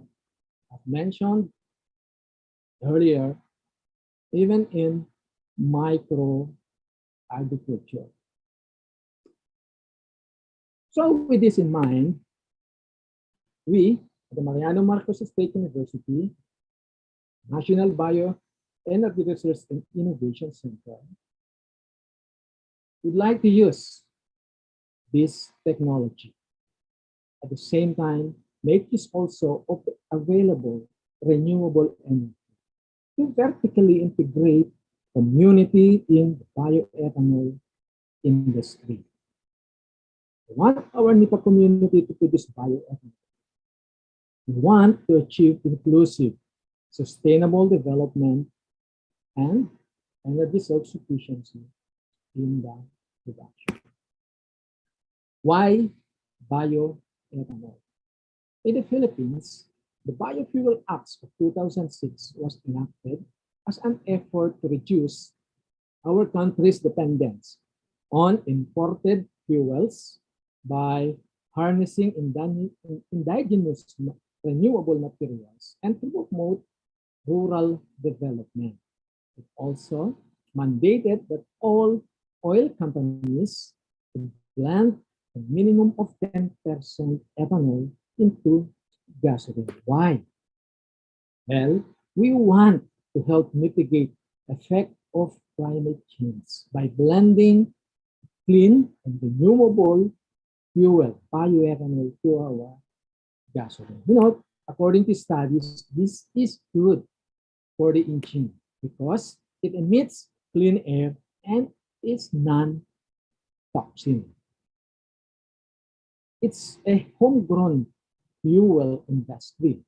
Thus, it promotes rural development. So why NIPA? I assume, no? You know what a NIPA pound is or have seen one already. Indonesia has the largest NIPA stands in the world at 700,000 hectares of NIPA pounds. Oh, this is huge. It must be all over the place. Well, you know, I haven't been in Indonesia. I hope one day, perhaps after this pandemic. Or perhaps no, IPB University and MMSU would agree to collaborate and explore more possibilities using the NIPA. So why NIPA? In the Philippines, sugarcane and molasses are the most widely used feedstock in producing ethanol. However, we still have a shortage of about 50 million barrels of locally produced bioethanol. And so we explore possible additional source or additional feedstock to produce bioethanol. So we come across NIPA. Why NIPA? Unlike with the sugarcane, NIPA does not have a no food versus energy issue. The problem with sugarcane is that sugarcane now can be used for food as a source of our sugar. But with NIPA, there is no food and energy issue. Aside from that, we could derive several products from NIPA. From its fruits alone. I know, no, Indonesia, no? I think you are processing the fruits of NIPA into something edible that can be taken. Not only that, no, we can get vinegar beverages, and then as a shade also from the leaves. So there are several products we could derive from NIPA.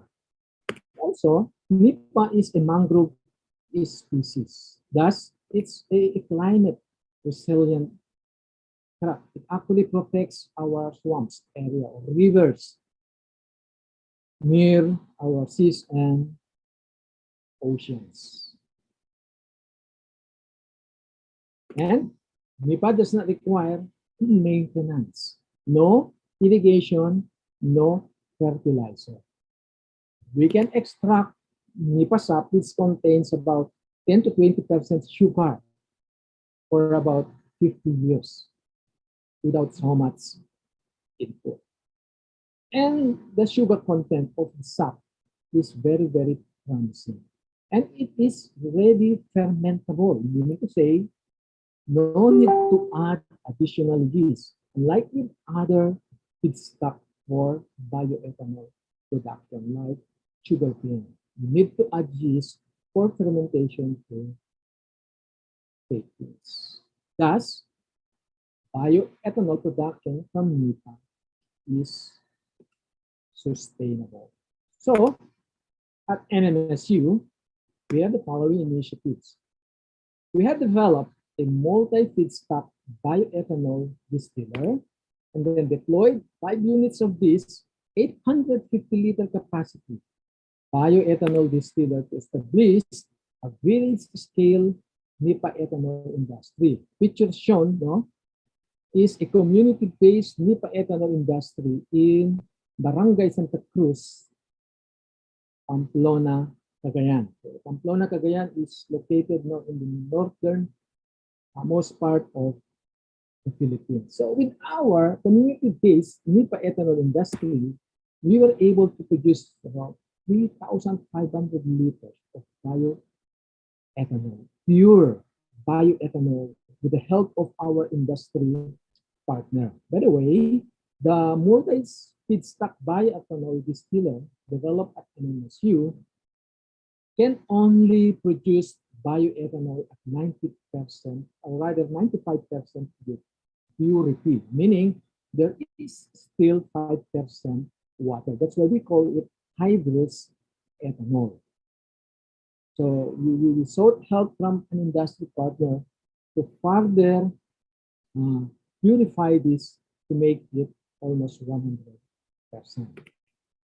With the COVID-19 pandemic last year, we shifted some of our activities into producing 70% ethyl alcohol as disinfectant, and we distributed this throughout the province, nearby provinces, and regions. So more or less, we are able to produce and distribute more than 10,000 liters of this disinfectant. In our community-based NIPA ethanol industry, we encountered some problem. Basically, produced bioethanol, the quality is not that good. Perhaps because when we are not around, because our university, MMSU, in city of Batak is about 4 to 5 hours away from our community in Cagayan. So we are not always on site to do the real-time monitoring. And so usually community folks, they just continue to do their thing and do not follow the protocol we develop, especially in the collection of sap and fermentation. So we encountered that problem. Also, we dream to deploy a lot of bioethanol distiller throughout the country. And we want to go a nationwide bulk production of ethanol from NIPA to help augment the shortage of locally produced bioethanol. So with this, we perceive some problems. Since the bioethanol developed is fuel wood fired, so it means it requires a lot of wood, and burning of woods results into significant health and environmental consequences because it emits carbon monoxide, benzopyrene, formaldehyde, nitrogen dioxide, and other particulate matter that are linked to severe diseases like acute respiratory infections, chronic obstructive pulmonary disease, cancers, cataracts, and even lower weight for those exposed. This is according to the studies. So with that in mind, we developed a solar-powered distiller, which is Industry 4.0 ready for easy monitoring and control and configuration, for easy accessibility of the facility, even remotely, and as well as to address environmental and some health issues. We evaluated this solar-powered distiller using collected and fermented sap during rainy days, good weather conditions. Observations were made also following the MMSU fermentation protocol and not following it. The result of this observation is shown in the table. During the rainy days before the flood at Pamplona in 2019, we have 3 trials resulting into more than 5% ethanol yield. This is very low, and this is not good in a community-based ethanol industry. So this result was expected since the collected sap was diluted with rainwater and that protocol at MMSU was not followed. Now, for the next 4 trials, during good weather condition, the average percent ethanol yield is 6.26%. So this is slightly higher than the first 3 samples. And the last 3 samples, we observe the MMSU protocol and we come up with a 8.14 ethanol yield average. So this yield is very promising. Also, looking into the energy consumption of the distillation, it is notable that the actual energy consumed and harnessed varies so much and deviates substantially from the mean. This can be attributed to the ethanol concentration and volume of the feedstock to be distilled. The 6.46 kilowatt-hour standard deviation excess energy returned or stored to the grid tells that the energy harnessed is always greater than the energy requirement during the 10 trial observations. This tells also that the excess energy can be as high as 22 kilowatt-hour, which is about 1/3 short of the required energy.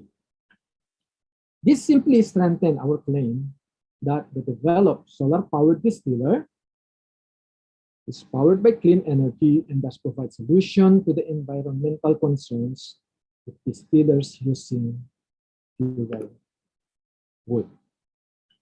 Comparing now the energy requirement of the fuel wood distiller and that of a solar-powered table shows that there is a significant savings of 22.35 kilowatt-hour for every liter of ethanol produced.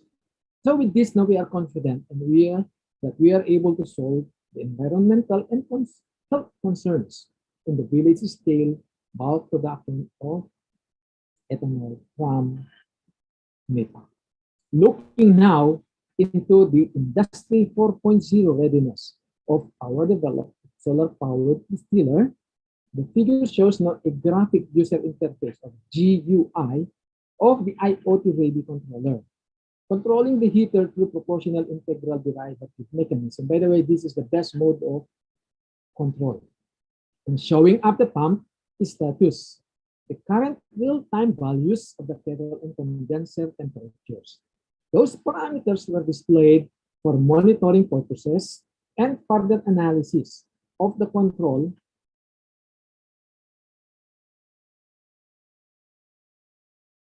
of the ethanol distillation to ensure high-quality production. Also, the profiles of the temperature in the condenser and the kettle provide comprehensive information to students and learners on how ethanol distillation processes takes place for better learning experiences. The IoT integration was done through the MQTT protocol and translated via WebSocket, which requires very, very low data. Also, this GUI portion contains the history of usage and a summary of the production. The summary can be filtered per week, per month, or a year. Each batch is tabulated in a paginated form for compact viewing. Users can search, view, download, and print the Excel file for reporting. Monitoring and control can be done remotely. It's locally developed, so we are quite confident with data security and exclusivity. With this, we will be able to solve our problem with monitoring and ensuring the quality of production even remotely. At present, we have ongoing projects. We want to deploy 3 units of the solar power distiller in a new NEPA community in the same province. but different town. We want to see the solar power distiller operated by the community. And us, at the city of Batak, we will just monitor the operation remotely. This is what we want to do. Developing our own Industry 4.0 platform, wherein energy source and distiller interacts. That is a machine-to-machine communication to realize an energy cost and energy efficient production. We want also feedstock and feedstock availability and end product demand to match. This is very, very important. And all stakeholders to be updated and well informed. Want the Konipa community to be developed and that development to be sustained. And that production will be energy self-sufficient through renewable energy and Industry 4.0 technology. In Indonesia, you have this agriculture 4.0. It is an agricultural phase whereby practices, methods, and techniques incorporates and integrate digital technology, including ICT and the internet. A lot of this was mentioned by the previous speaker. Well, I took this now from the internet, transformation and development of agriculture sector in Industrial Revolution 4.0 era in Indonesia. So Indonesia has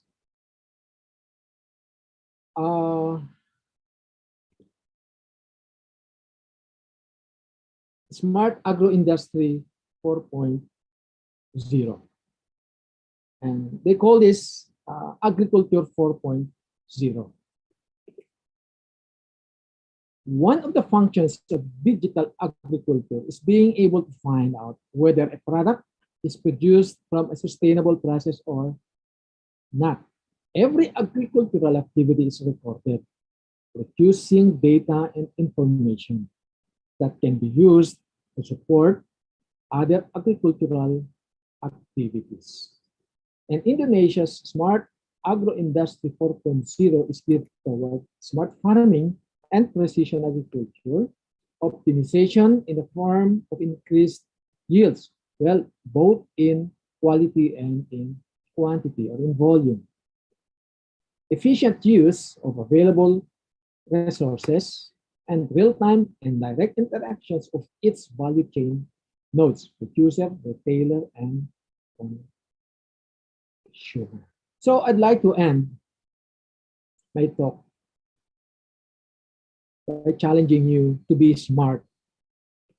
Systematize your processes. Manage your activities using technology. Adapt to changes. Reevaluate frequently. And think ahead. Embrace Smart Agro-Industry 4.0. It's the only way farmers can compete. Be smart. Thank you. Thank you, Dr. Thomas D. Ubina. Okay, smart, yes, I agree, yes, smart agro-industry or the last slide you delivered. Systematize, manage, adapt, reevaluate, and think ahead. I think it's what we have to apply and conduct a research, or maybe for as a student in the college. Thank you all the speakers. Ladies and gentlemen, we are entering the discussion session, and we have already several questions in the chat room. the first question, come from Samuel Aldian Kahasya de Resto. And the question is, what's the difference between micro farming and regular farming? I think the question is delivered to Professor Zainal, or maybe Professor Thomas or Professor Sean. Maybe, yeah, can add the question. Professor Zainal, about what's your opinion about question from Samuel, the difference between micro farming and regular farming? Okay, thank you, Mbak Anissa. Allow me to answer several questions that posted in the chat. Yeah, if you can remind the time for me later on if it is too long, because I can read it and already collect all the questions. First of all, from Samuel, what is the difference between micro farming and regular farming? I think regular farming is a regular farming where you cultivate the land, you give fertilizer, you put effort to grow it, and then you harvest it, and probably some of it you consume and some of it you sell it. And micro farming is just smaller areas of farming. Maybe regular farming, it is sometimes it is smaller, sometimes it's big. So the difference, I think, in terms of the size, I think. But when we're talking about smart micro farming, there's a difference because we introduce technology 4.0 in it. And I would like also to answer a question from Angelica that asking about during this pandemic, farmers have limited access. Actually, before pandemic, our farmer, I should say, the biggest problems for our farmer is the access to the market, access to the fertilizers, access to the consultation, etc., etc. So I think with the pandemic era, we have to. It is like a wake-up call for us, so we can provide more access to the farmer. But again, I think it's related to the Monica question. It's not by imposing or put a burden on the farmer per se, but this is what I call third party must be involved that provide services. So we call it application as a services, infrastructure as a services, even data as a services, market as a services. So that's possible. The question is, are we willing to do that as a third party? And who is the most capable and possible to play a role as a third party? It's a campus. So that's why I really enthusiastic in participating in this webinars. Asking the campus to open up the door, go to the field, and this is aligned as well with our new policy in higher education, what we call Merdeka Belajar dan Kampus Merdeka. Especially for the vocations, I think 90% is in the field, campus just for discussions, for sharing ideas, and for, so the real challenges is in the field. So that's also answering the Monica questions that introducing technology 4.0 or revolution industry 4.0. In this case, we have to select. Okay, underline it. We have to select. I'm not saying that we are introducing humanoid robotic as the technology 4.0. I'm not saying that introducing robotic to pick a melon, for example, because from my point of view, pick the melons, it's more powerful, more accurate doing by human being instead of a robot. But as a systems, as an autonomous systems, we can predict, we can anticipate, we can detect way in advance before the things happen. There's also the application of artificial intelligence along with blockchains and IoT, etc. So for sure, in that case, it's not replacing human power. For sure, it's not replacing the human power. Instead, it is enhancing human power, as I mentioned before, add on to that. And also for the Fitri, asking about a lot of goods or even import goods, because many capable people in Indonesia are competing to look for import abroad, even though this is our big problems. We love to import instead of to produce. Even though the debate, if we produce, the cost of production is high. From my point of view, even though the cost of production is high, as long as the money, the rupiah spent in Indonesia, it's okay. Instead of you spend your rupiah less, but it is go abroad. This is what we call capital flight.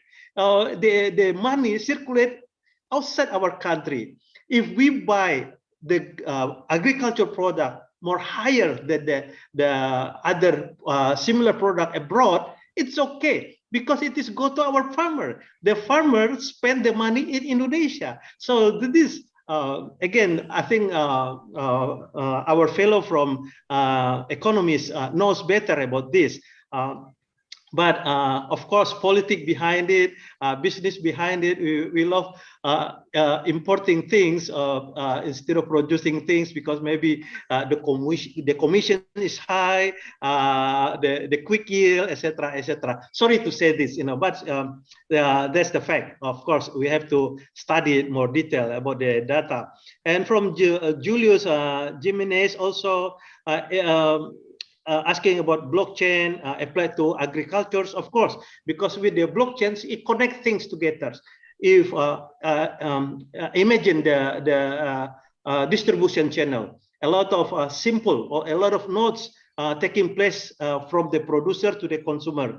So with the blockchains, it is guarantees and ensure all the data in each node activated and related to each other, so it can be warning each other, it can be inform each other, so the optimum can be achieved. There's the benefits of blockchains, Mr. Julius. And one more at the end, Mr. Budi from Jogja. They would like to start being a farmer in their small land. Yeah, first of all, just identify what are the things that can grow in your lands, whether it is vegetables or it is other kinds of fruits, etc., etc. If you have mango trees that not really productive, try to prune it a little bit, so give more sunshine, go to your land, and then sort of like implement what we call tumpang sari. Yeah, underneath the mango tree, you can plant either, for example, onion or maybe tomatoes or maybe what you call that, cabe, whatever. So again, identify your area. What are good things can be planned on those small land, and I'm sure it will be fun. I grew a lot of things. Now I reside in Semarang. I grew a lot of fruit like jambu and also mango in my yard. It is give me a very pleasant view. Thank you very much to all the questions. Thank you, Mbak Anissa. Yeah, thank you, Professor Zainal. I think, the question from participant to deliver to Professor Zainal is already respond. I think it's the participant who asked to Professor Zainal is still two more questions, yes, Prof. About micro farming can contribute to from Desi Handayani and from Rahma. Oh, I didn't see it. I think it come later, yeah? It come later, yeah. Okay, what was the question? The question is smart micro farming can contribute to food security, but how about the nutrition of the food? Is it same as usual farming or it's better? Oh yeah, the nutrition, of course, go along with that. Yeah, that's for sure. I think if you grow the micro farming, I would rather suggest use it what you call that organic plants. Yeah, utilize all the organic things. Maybe you cannot get it from your own. You can ask your neighbors, etc. So try to use less the chemical and the nutrition. I think in Indonesia the land is very cultivated, yeah, very subur, and then I think everything can grow. Everything can grow as long as you guarantees you water it sufficiently, etc. I think I hope I touched the question, Mbak Anissa. Yes, yeah, thank you. Okay. One more question. One more question from Rahma. From Rahma, I currently in Indonesia, large industry are still the ruler, are still the ruler of the market, while micro business must sell the output of they produce through the marketing chain that sometimes harms farmers more. And using technology, there is no guarantee that the stability of access will be obtained. While they need consistency in order to access like an area that is not reachable by signal, etc. And the question is, how is the effort to make quality of technology to use all for farmers? Rahma, this is good questions. I think we all realize with this pandemic and with the presence of Industrial Revolution 4.0, everything is changed. I think if you there in the changing process, or I should say in the transformation process, you will see the change. Big company, big farmers, not really dominance in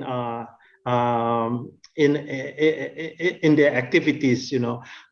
As I showed in my slide before, there is a Warga WhatsApp that's selling and buying things, you know. What we really need right now, the government, again, the government has to fertilize, has to make this kinds of new business develop well and provide basic infrastructures. As I mentioned before, in order to cover like a rural area, remote area, we need telecommunication infrastructures. And also we need, I think the technology penetration, like a handphone, etc., is already there. But sometimes the signal is not good. The education can be added on with the presence of students from higher education by implementing Merdeka Belajar, Kampus Merdeka. And I think the gaps of technology can be diminished. That is for sure. But again, right now, frankly speaking, I should say to you, Rahma, that we are fighting in that spirit right now. It's not easy because, of course, big player kind of threaten it with the replacement of these collected small players. But again, sometimes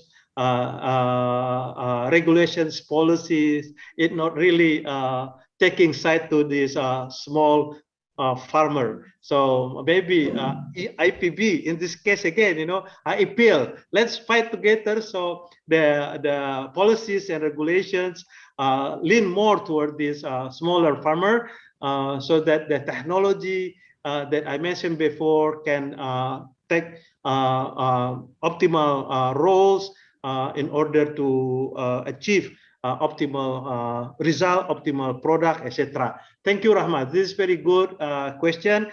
I think your point of view still not realizing that now we are in the digital transformations.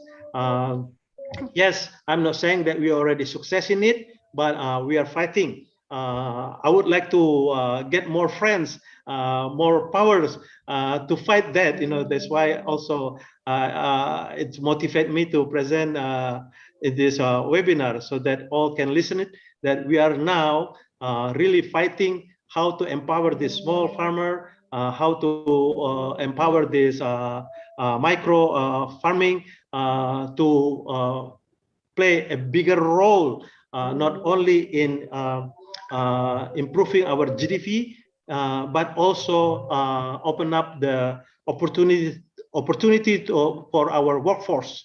That's very important. Thank you very much.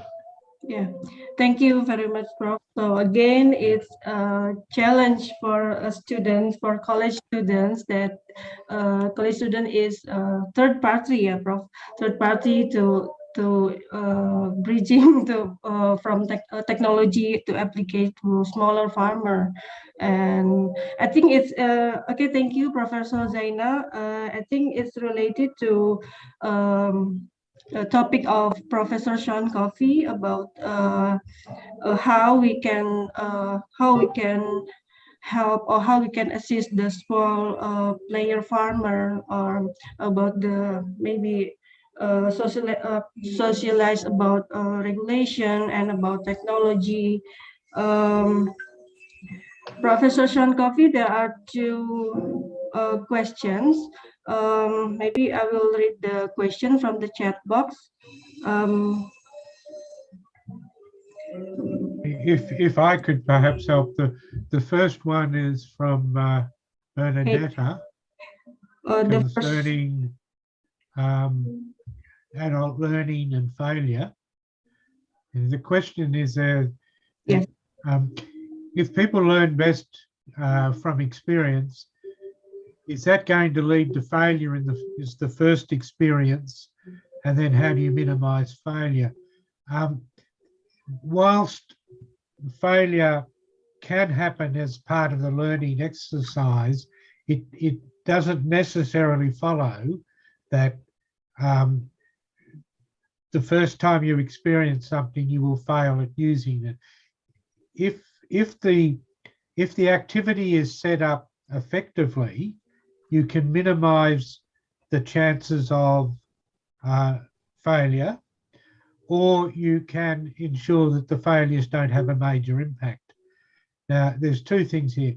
The first thing is that we shouldn't fear failure, but we should understand it and learn from it so that we remove the failures from the system.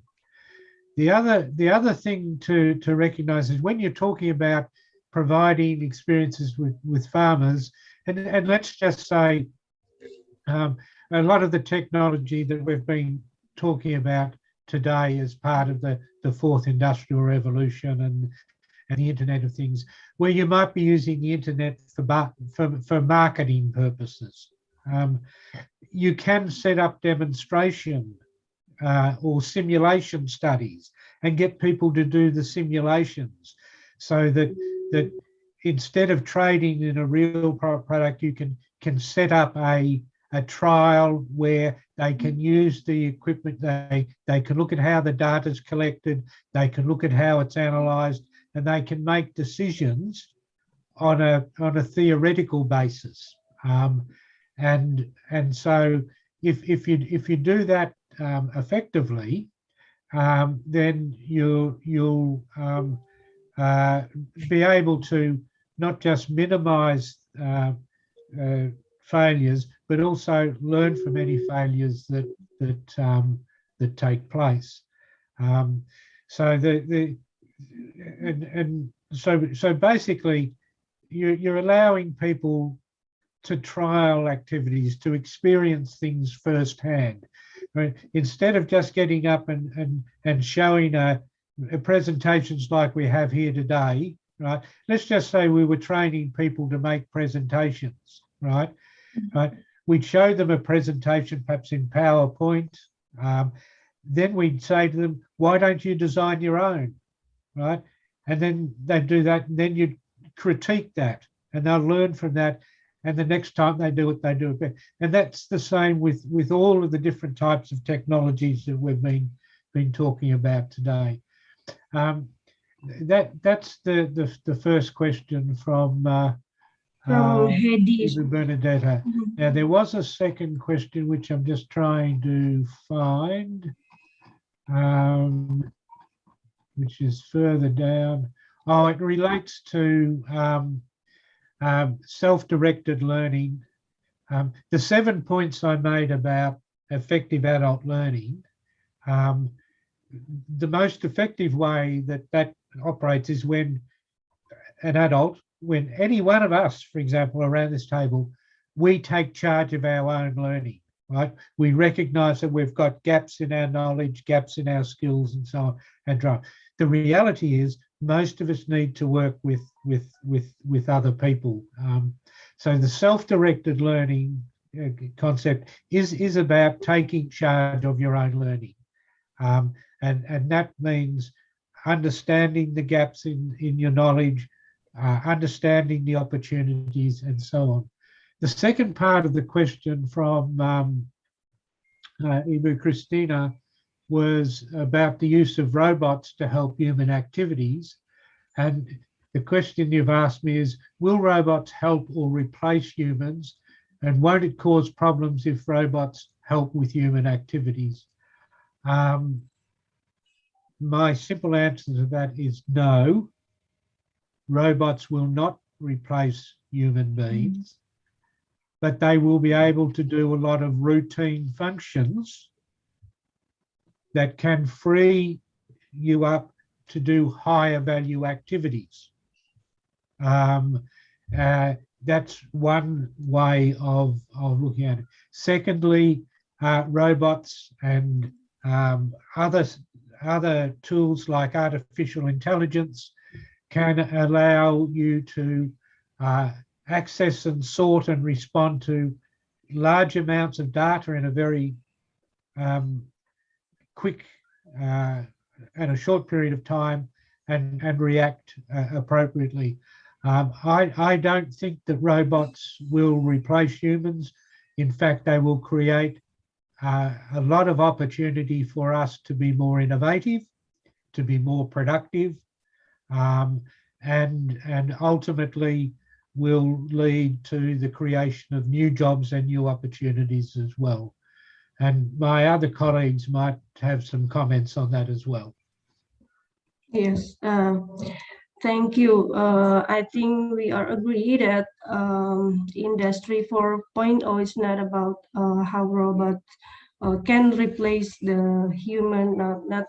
That's not the point of Industry 4.0. But the robot or the other technology is assist human or industry to have more effective and productive. I think, yeah, we are agree to that. I'm sorry, Professor Sean Coffey.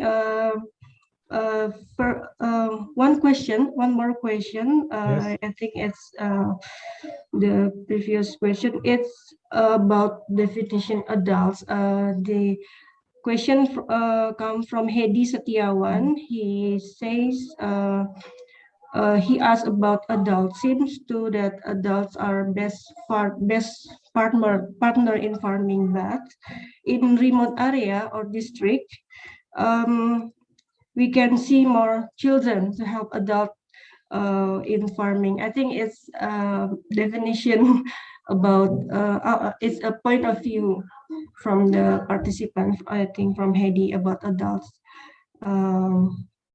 So what do you think? Yeah. Yes, look, I'll make a couple of comments in relation to Hedy's question.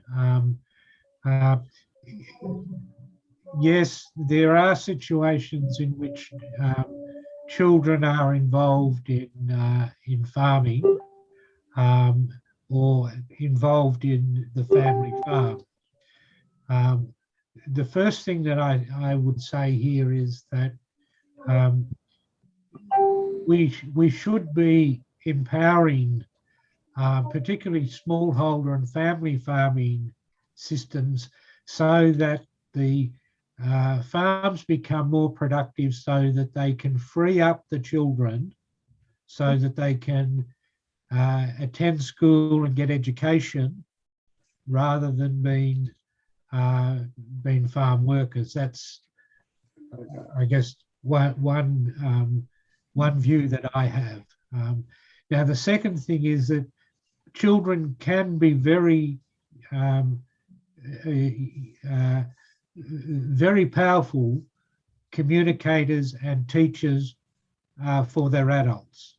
And they can quite often help bridge the gap in the understanding of technology. But by and large, I would say that we really want to create a situation where we're not relying on child labour to run farms.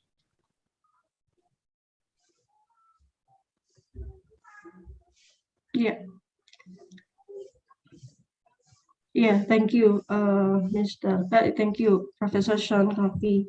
Okay, Hedy, I think he surely get it what you have explained, Prof. Okay.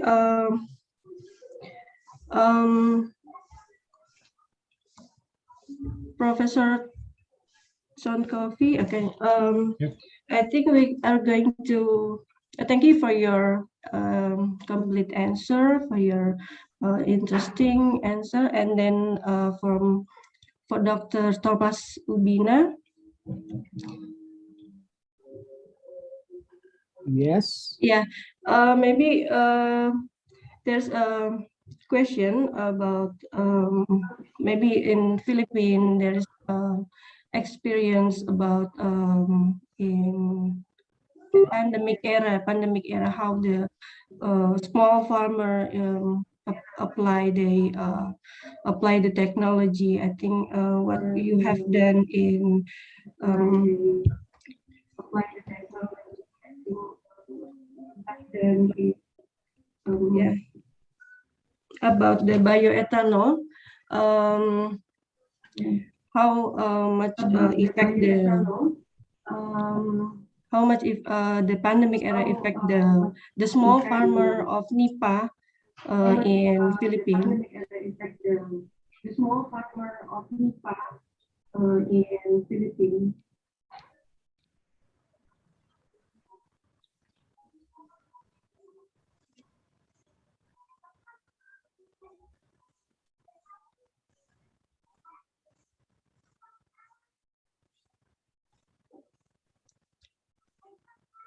Hello. Yeah, I think Dr. Ubina has out from the room. Oh no. Yeah. So Yeah. I don't know what happened earlier, but it seems I was disconnected and then Yeah, I connected think. again. Yeah. Yeah. Anyway, just to share a short story of how small farmers benefited with our bio ethanol project in the community level during the pandemic. Last year, as early as April to April and May, we have a national lockdown, meaning almost everybody is not allowed to go out except for essential or necessity to buy essential goods and essential work. At that time, so during the lockdown, people go panic buying, meaning you cannot buy any more face masks as well as sanitizer or alcohol. Since we do have an existing project in the community, so we just instructed our community partners to make use of their produced bioethanol, supposedly for fuels. Instead for biofuel, they just use it for to produce sanitizers or 70% ethyl alcohol. So in one way or another, they were able to help to the community. Though they were not allowed to sell it because it's a government project, but in one way or another, they were able to help in their respective communities to provide sanitizer. We all know that virus can be inhibited through sanitizers. As a general, I've read a lot of questions about how smart agro-industry relates to the current pandemic. Well, we must put everything into the right perspective. First is that everybody was quote unprepared with this pandemic.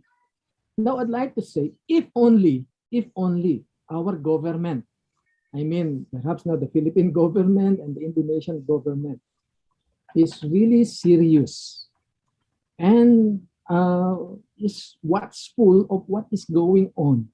Though I do believe now our government has its roadmap about this Industry 4.0. Unfortunately, I say, it seems now we are not that really ready and still in the early stage of adapting the Industry 4.0 technology. Otherwise, I would like to say that we will not be suffering this much effect of the pandemic.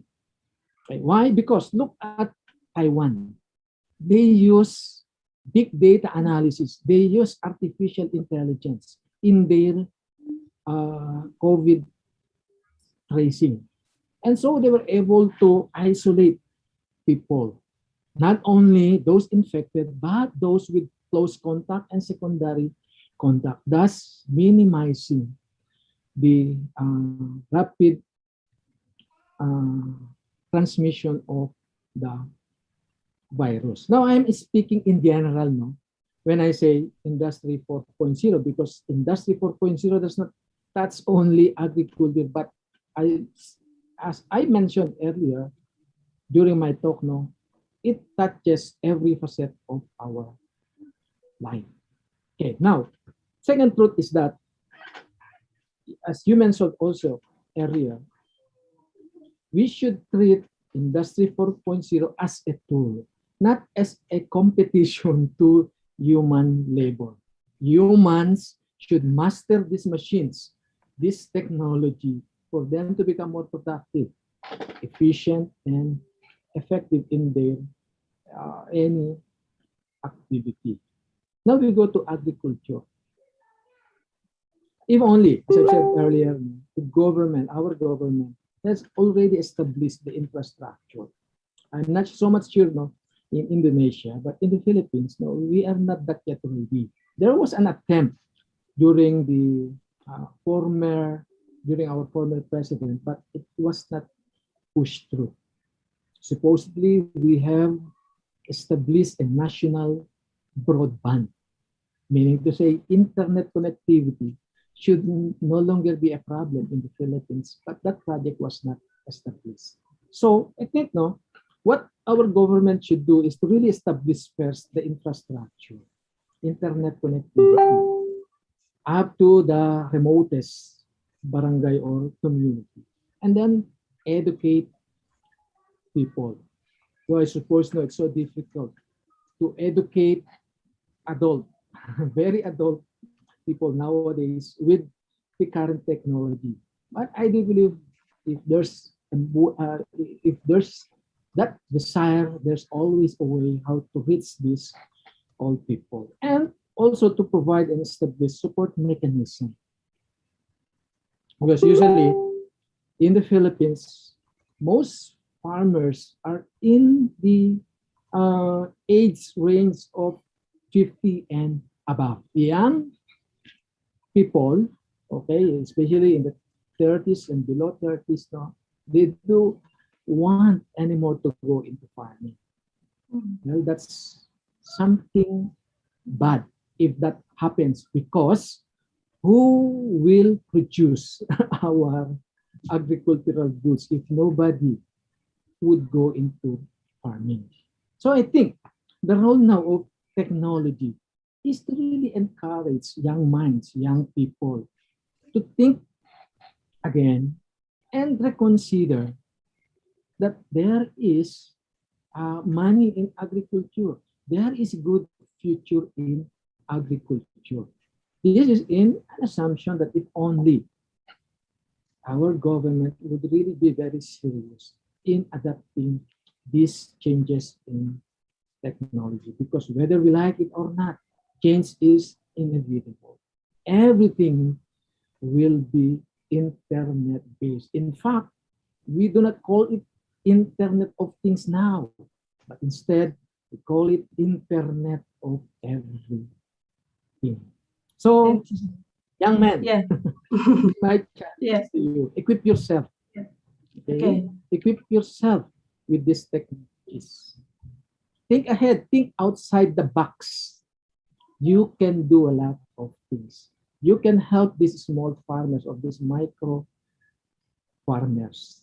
Never leave farming or agriculture, because that is our first basic necessity.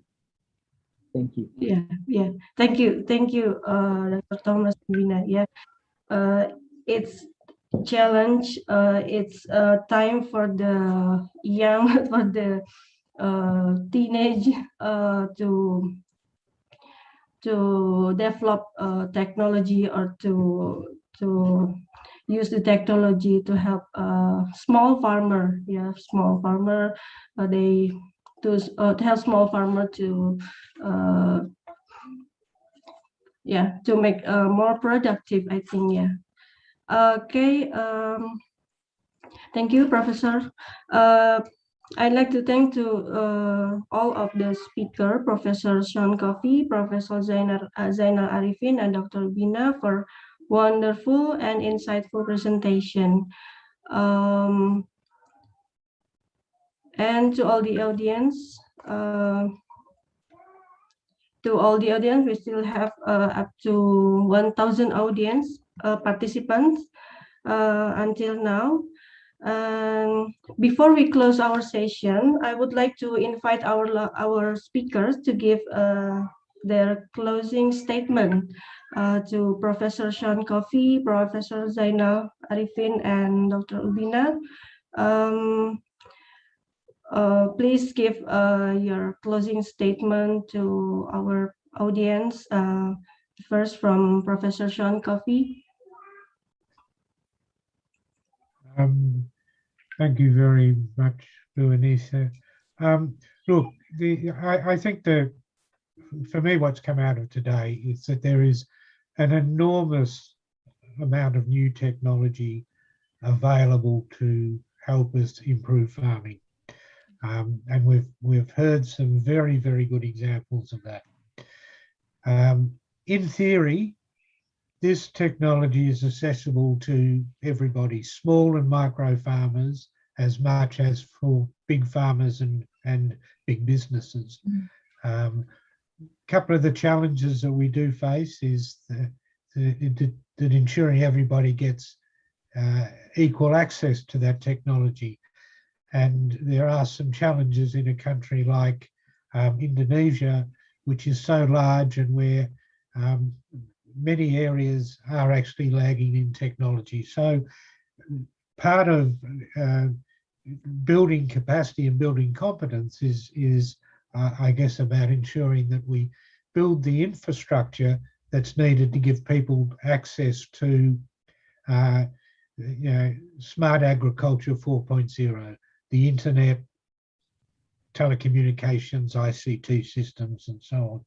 I think there's a big job to make farmers aware of the potential, and there's an enormous amount that we can do there.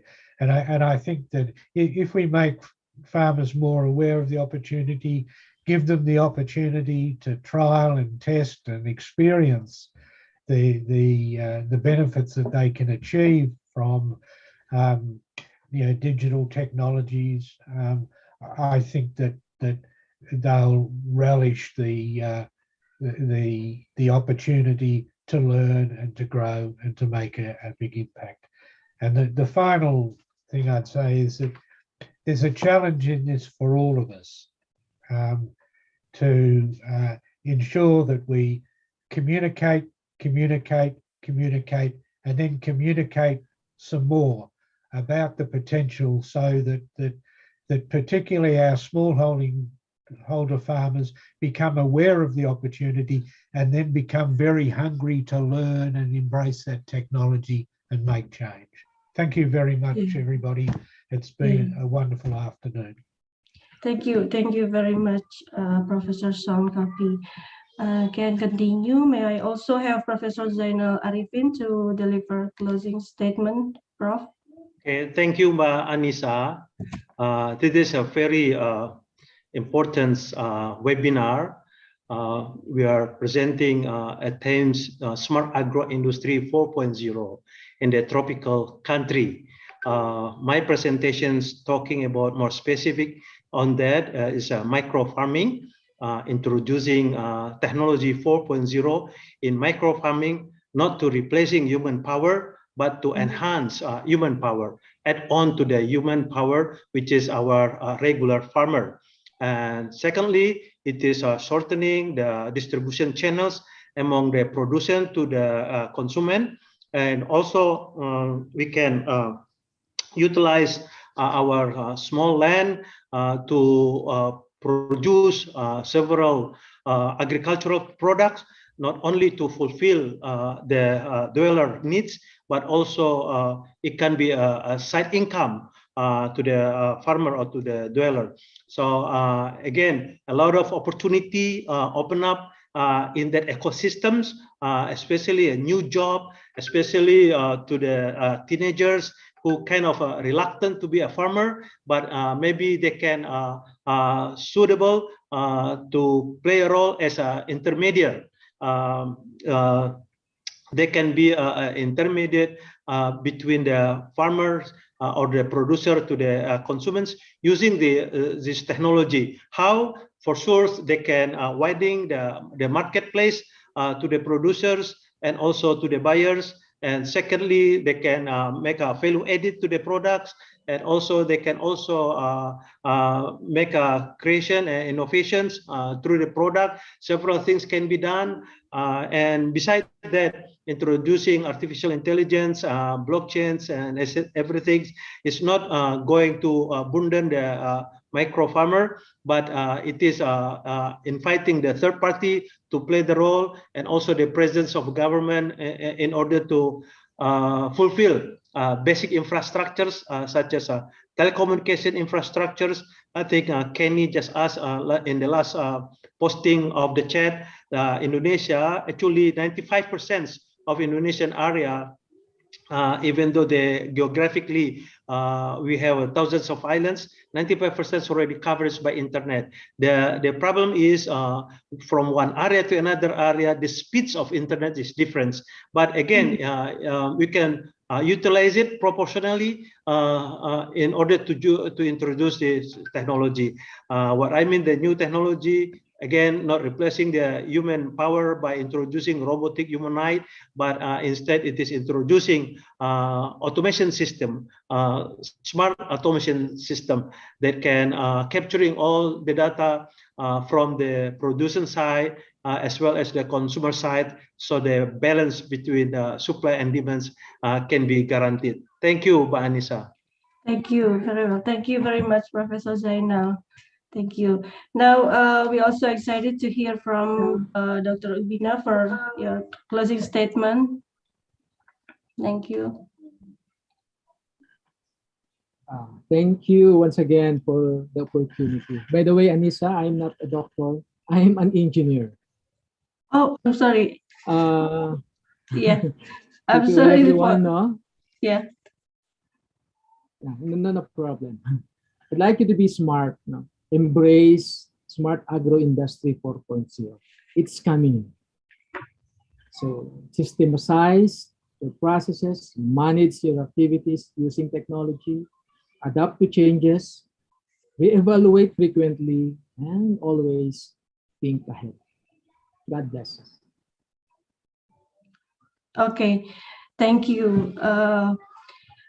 Okay, it was inspiring and very excellent closing statement from all the speakers, and also I would like to highlight some points from today's discussion. Yeah.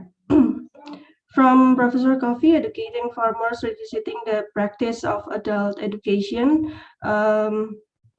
Adults learn best by doing, learn best in their social groups, and learn best when they are involved in decision making about what to learn.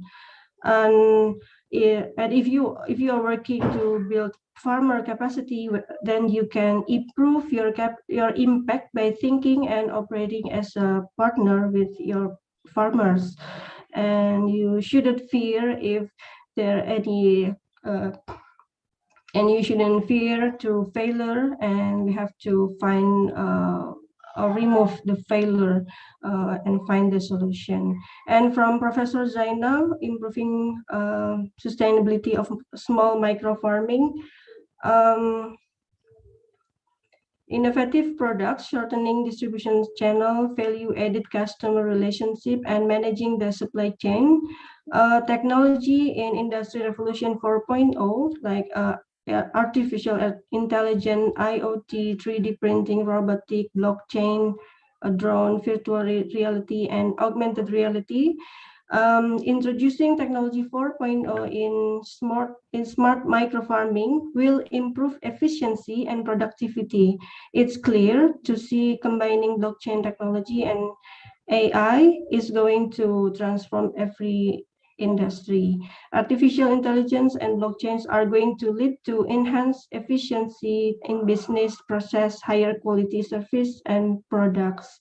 And AI and blockchain impacts to agro-industry performance are high.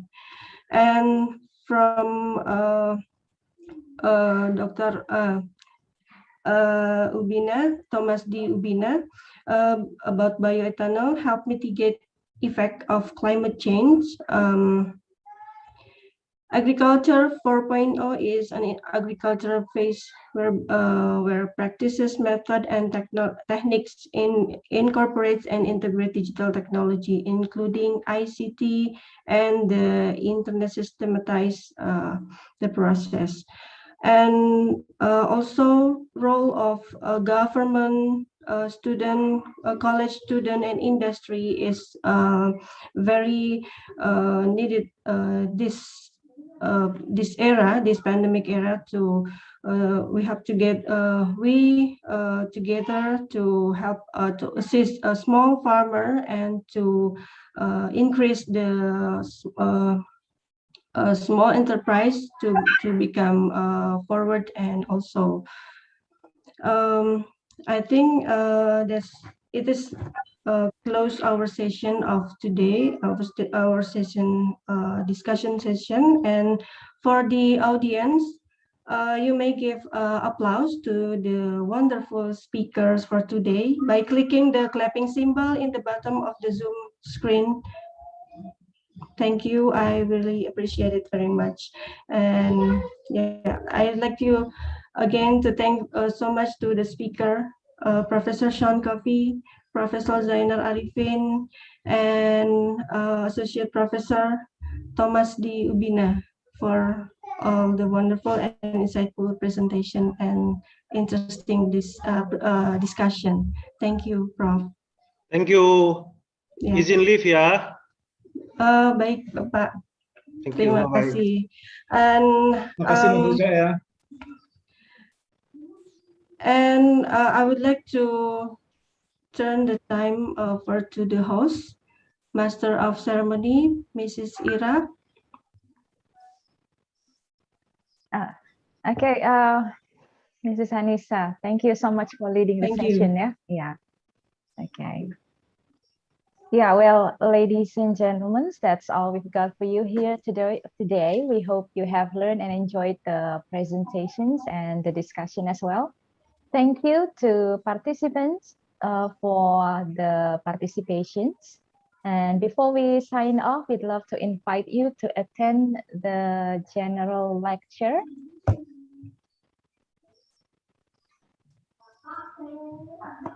Iya. Izin ya Mbak The Ira ya, committee. saya pamit duluan ya karena ada kegiatan lain. Oh iya, Oke. terima kasih Bapak. Oke. Selamat sore. Sahabatku, Dr. Ya, Arif. terima ya, izin kasih, ya. Prof. Terima Prof. kasih, Arif. Prof. Assalamualaikum. Prof Uco, makasih banget. Ya, sama-sama semuanya ya. Ya, Salam Prof. sehat semuanya. Alhamdulillah. Oh, okay.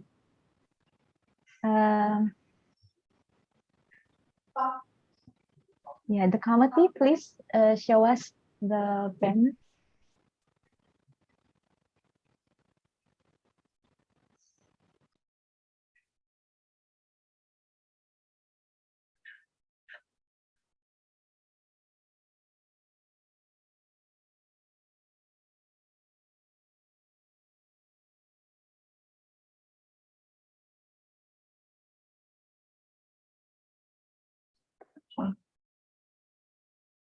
Bisa.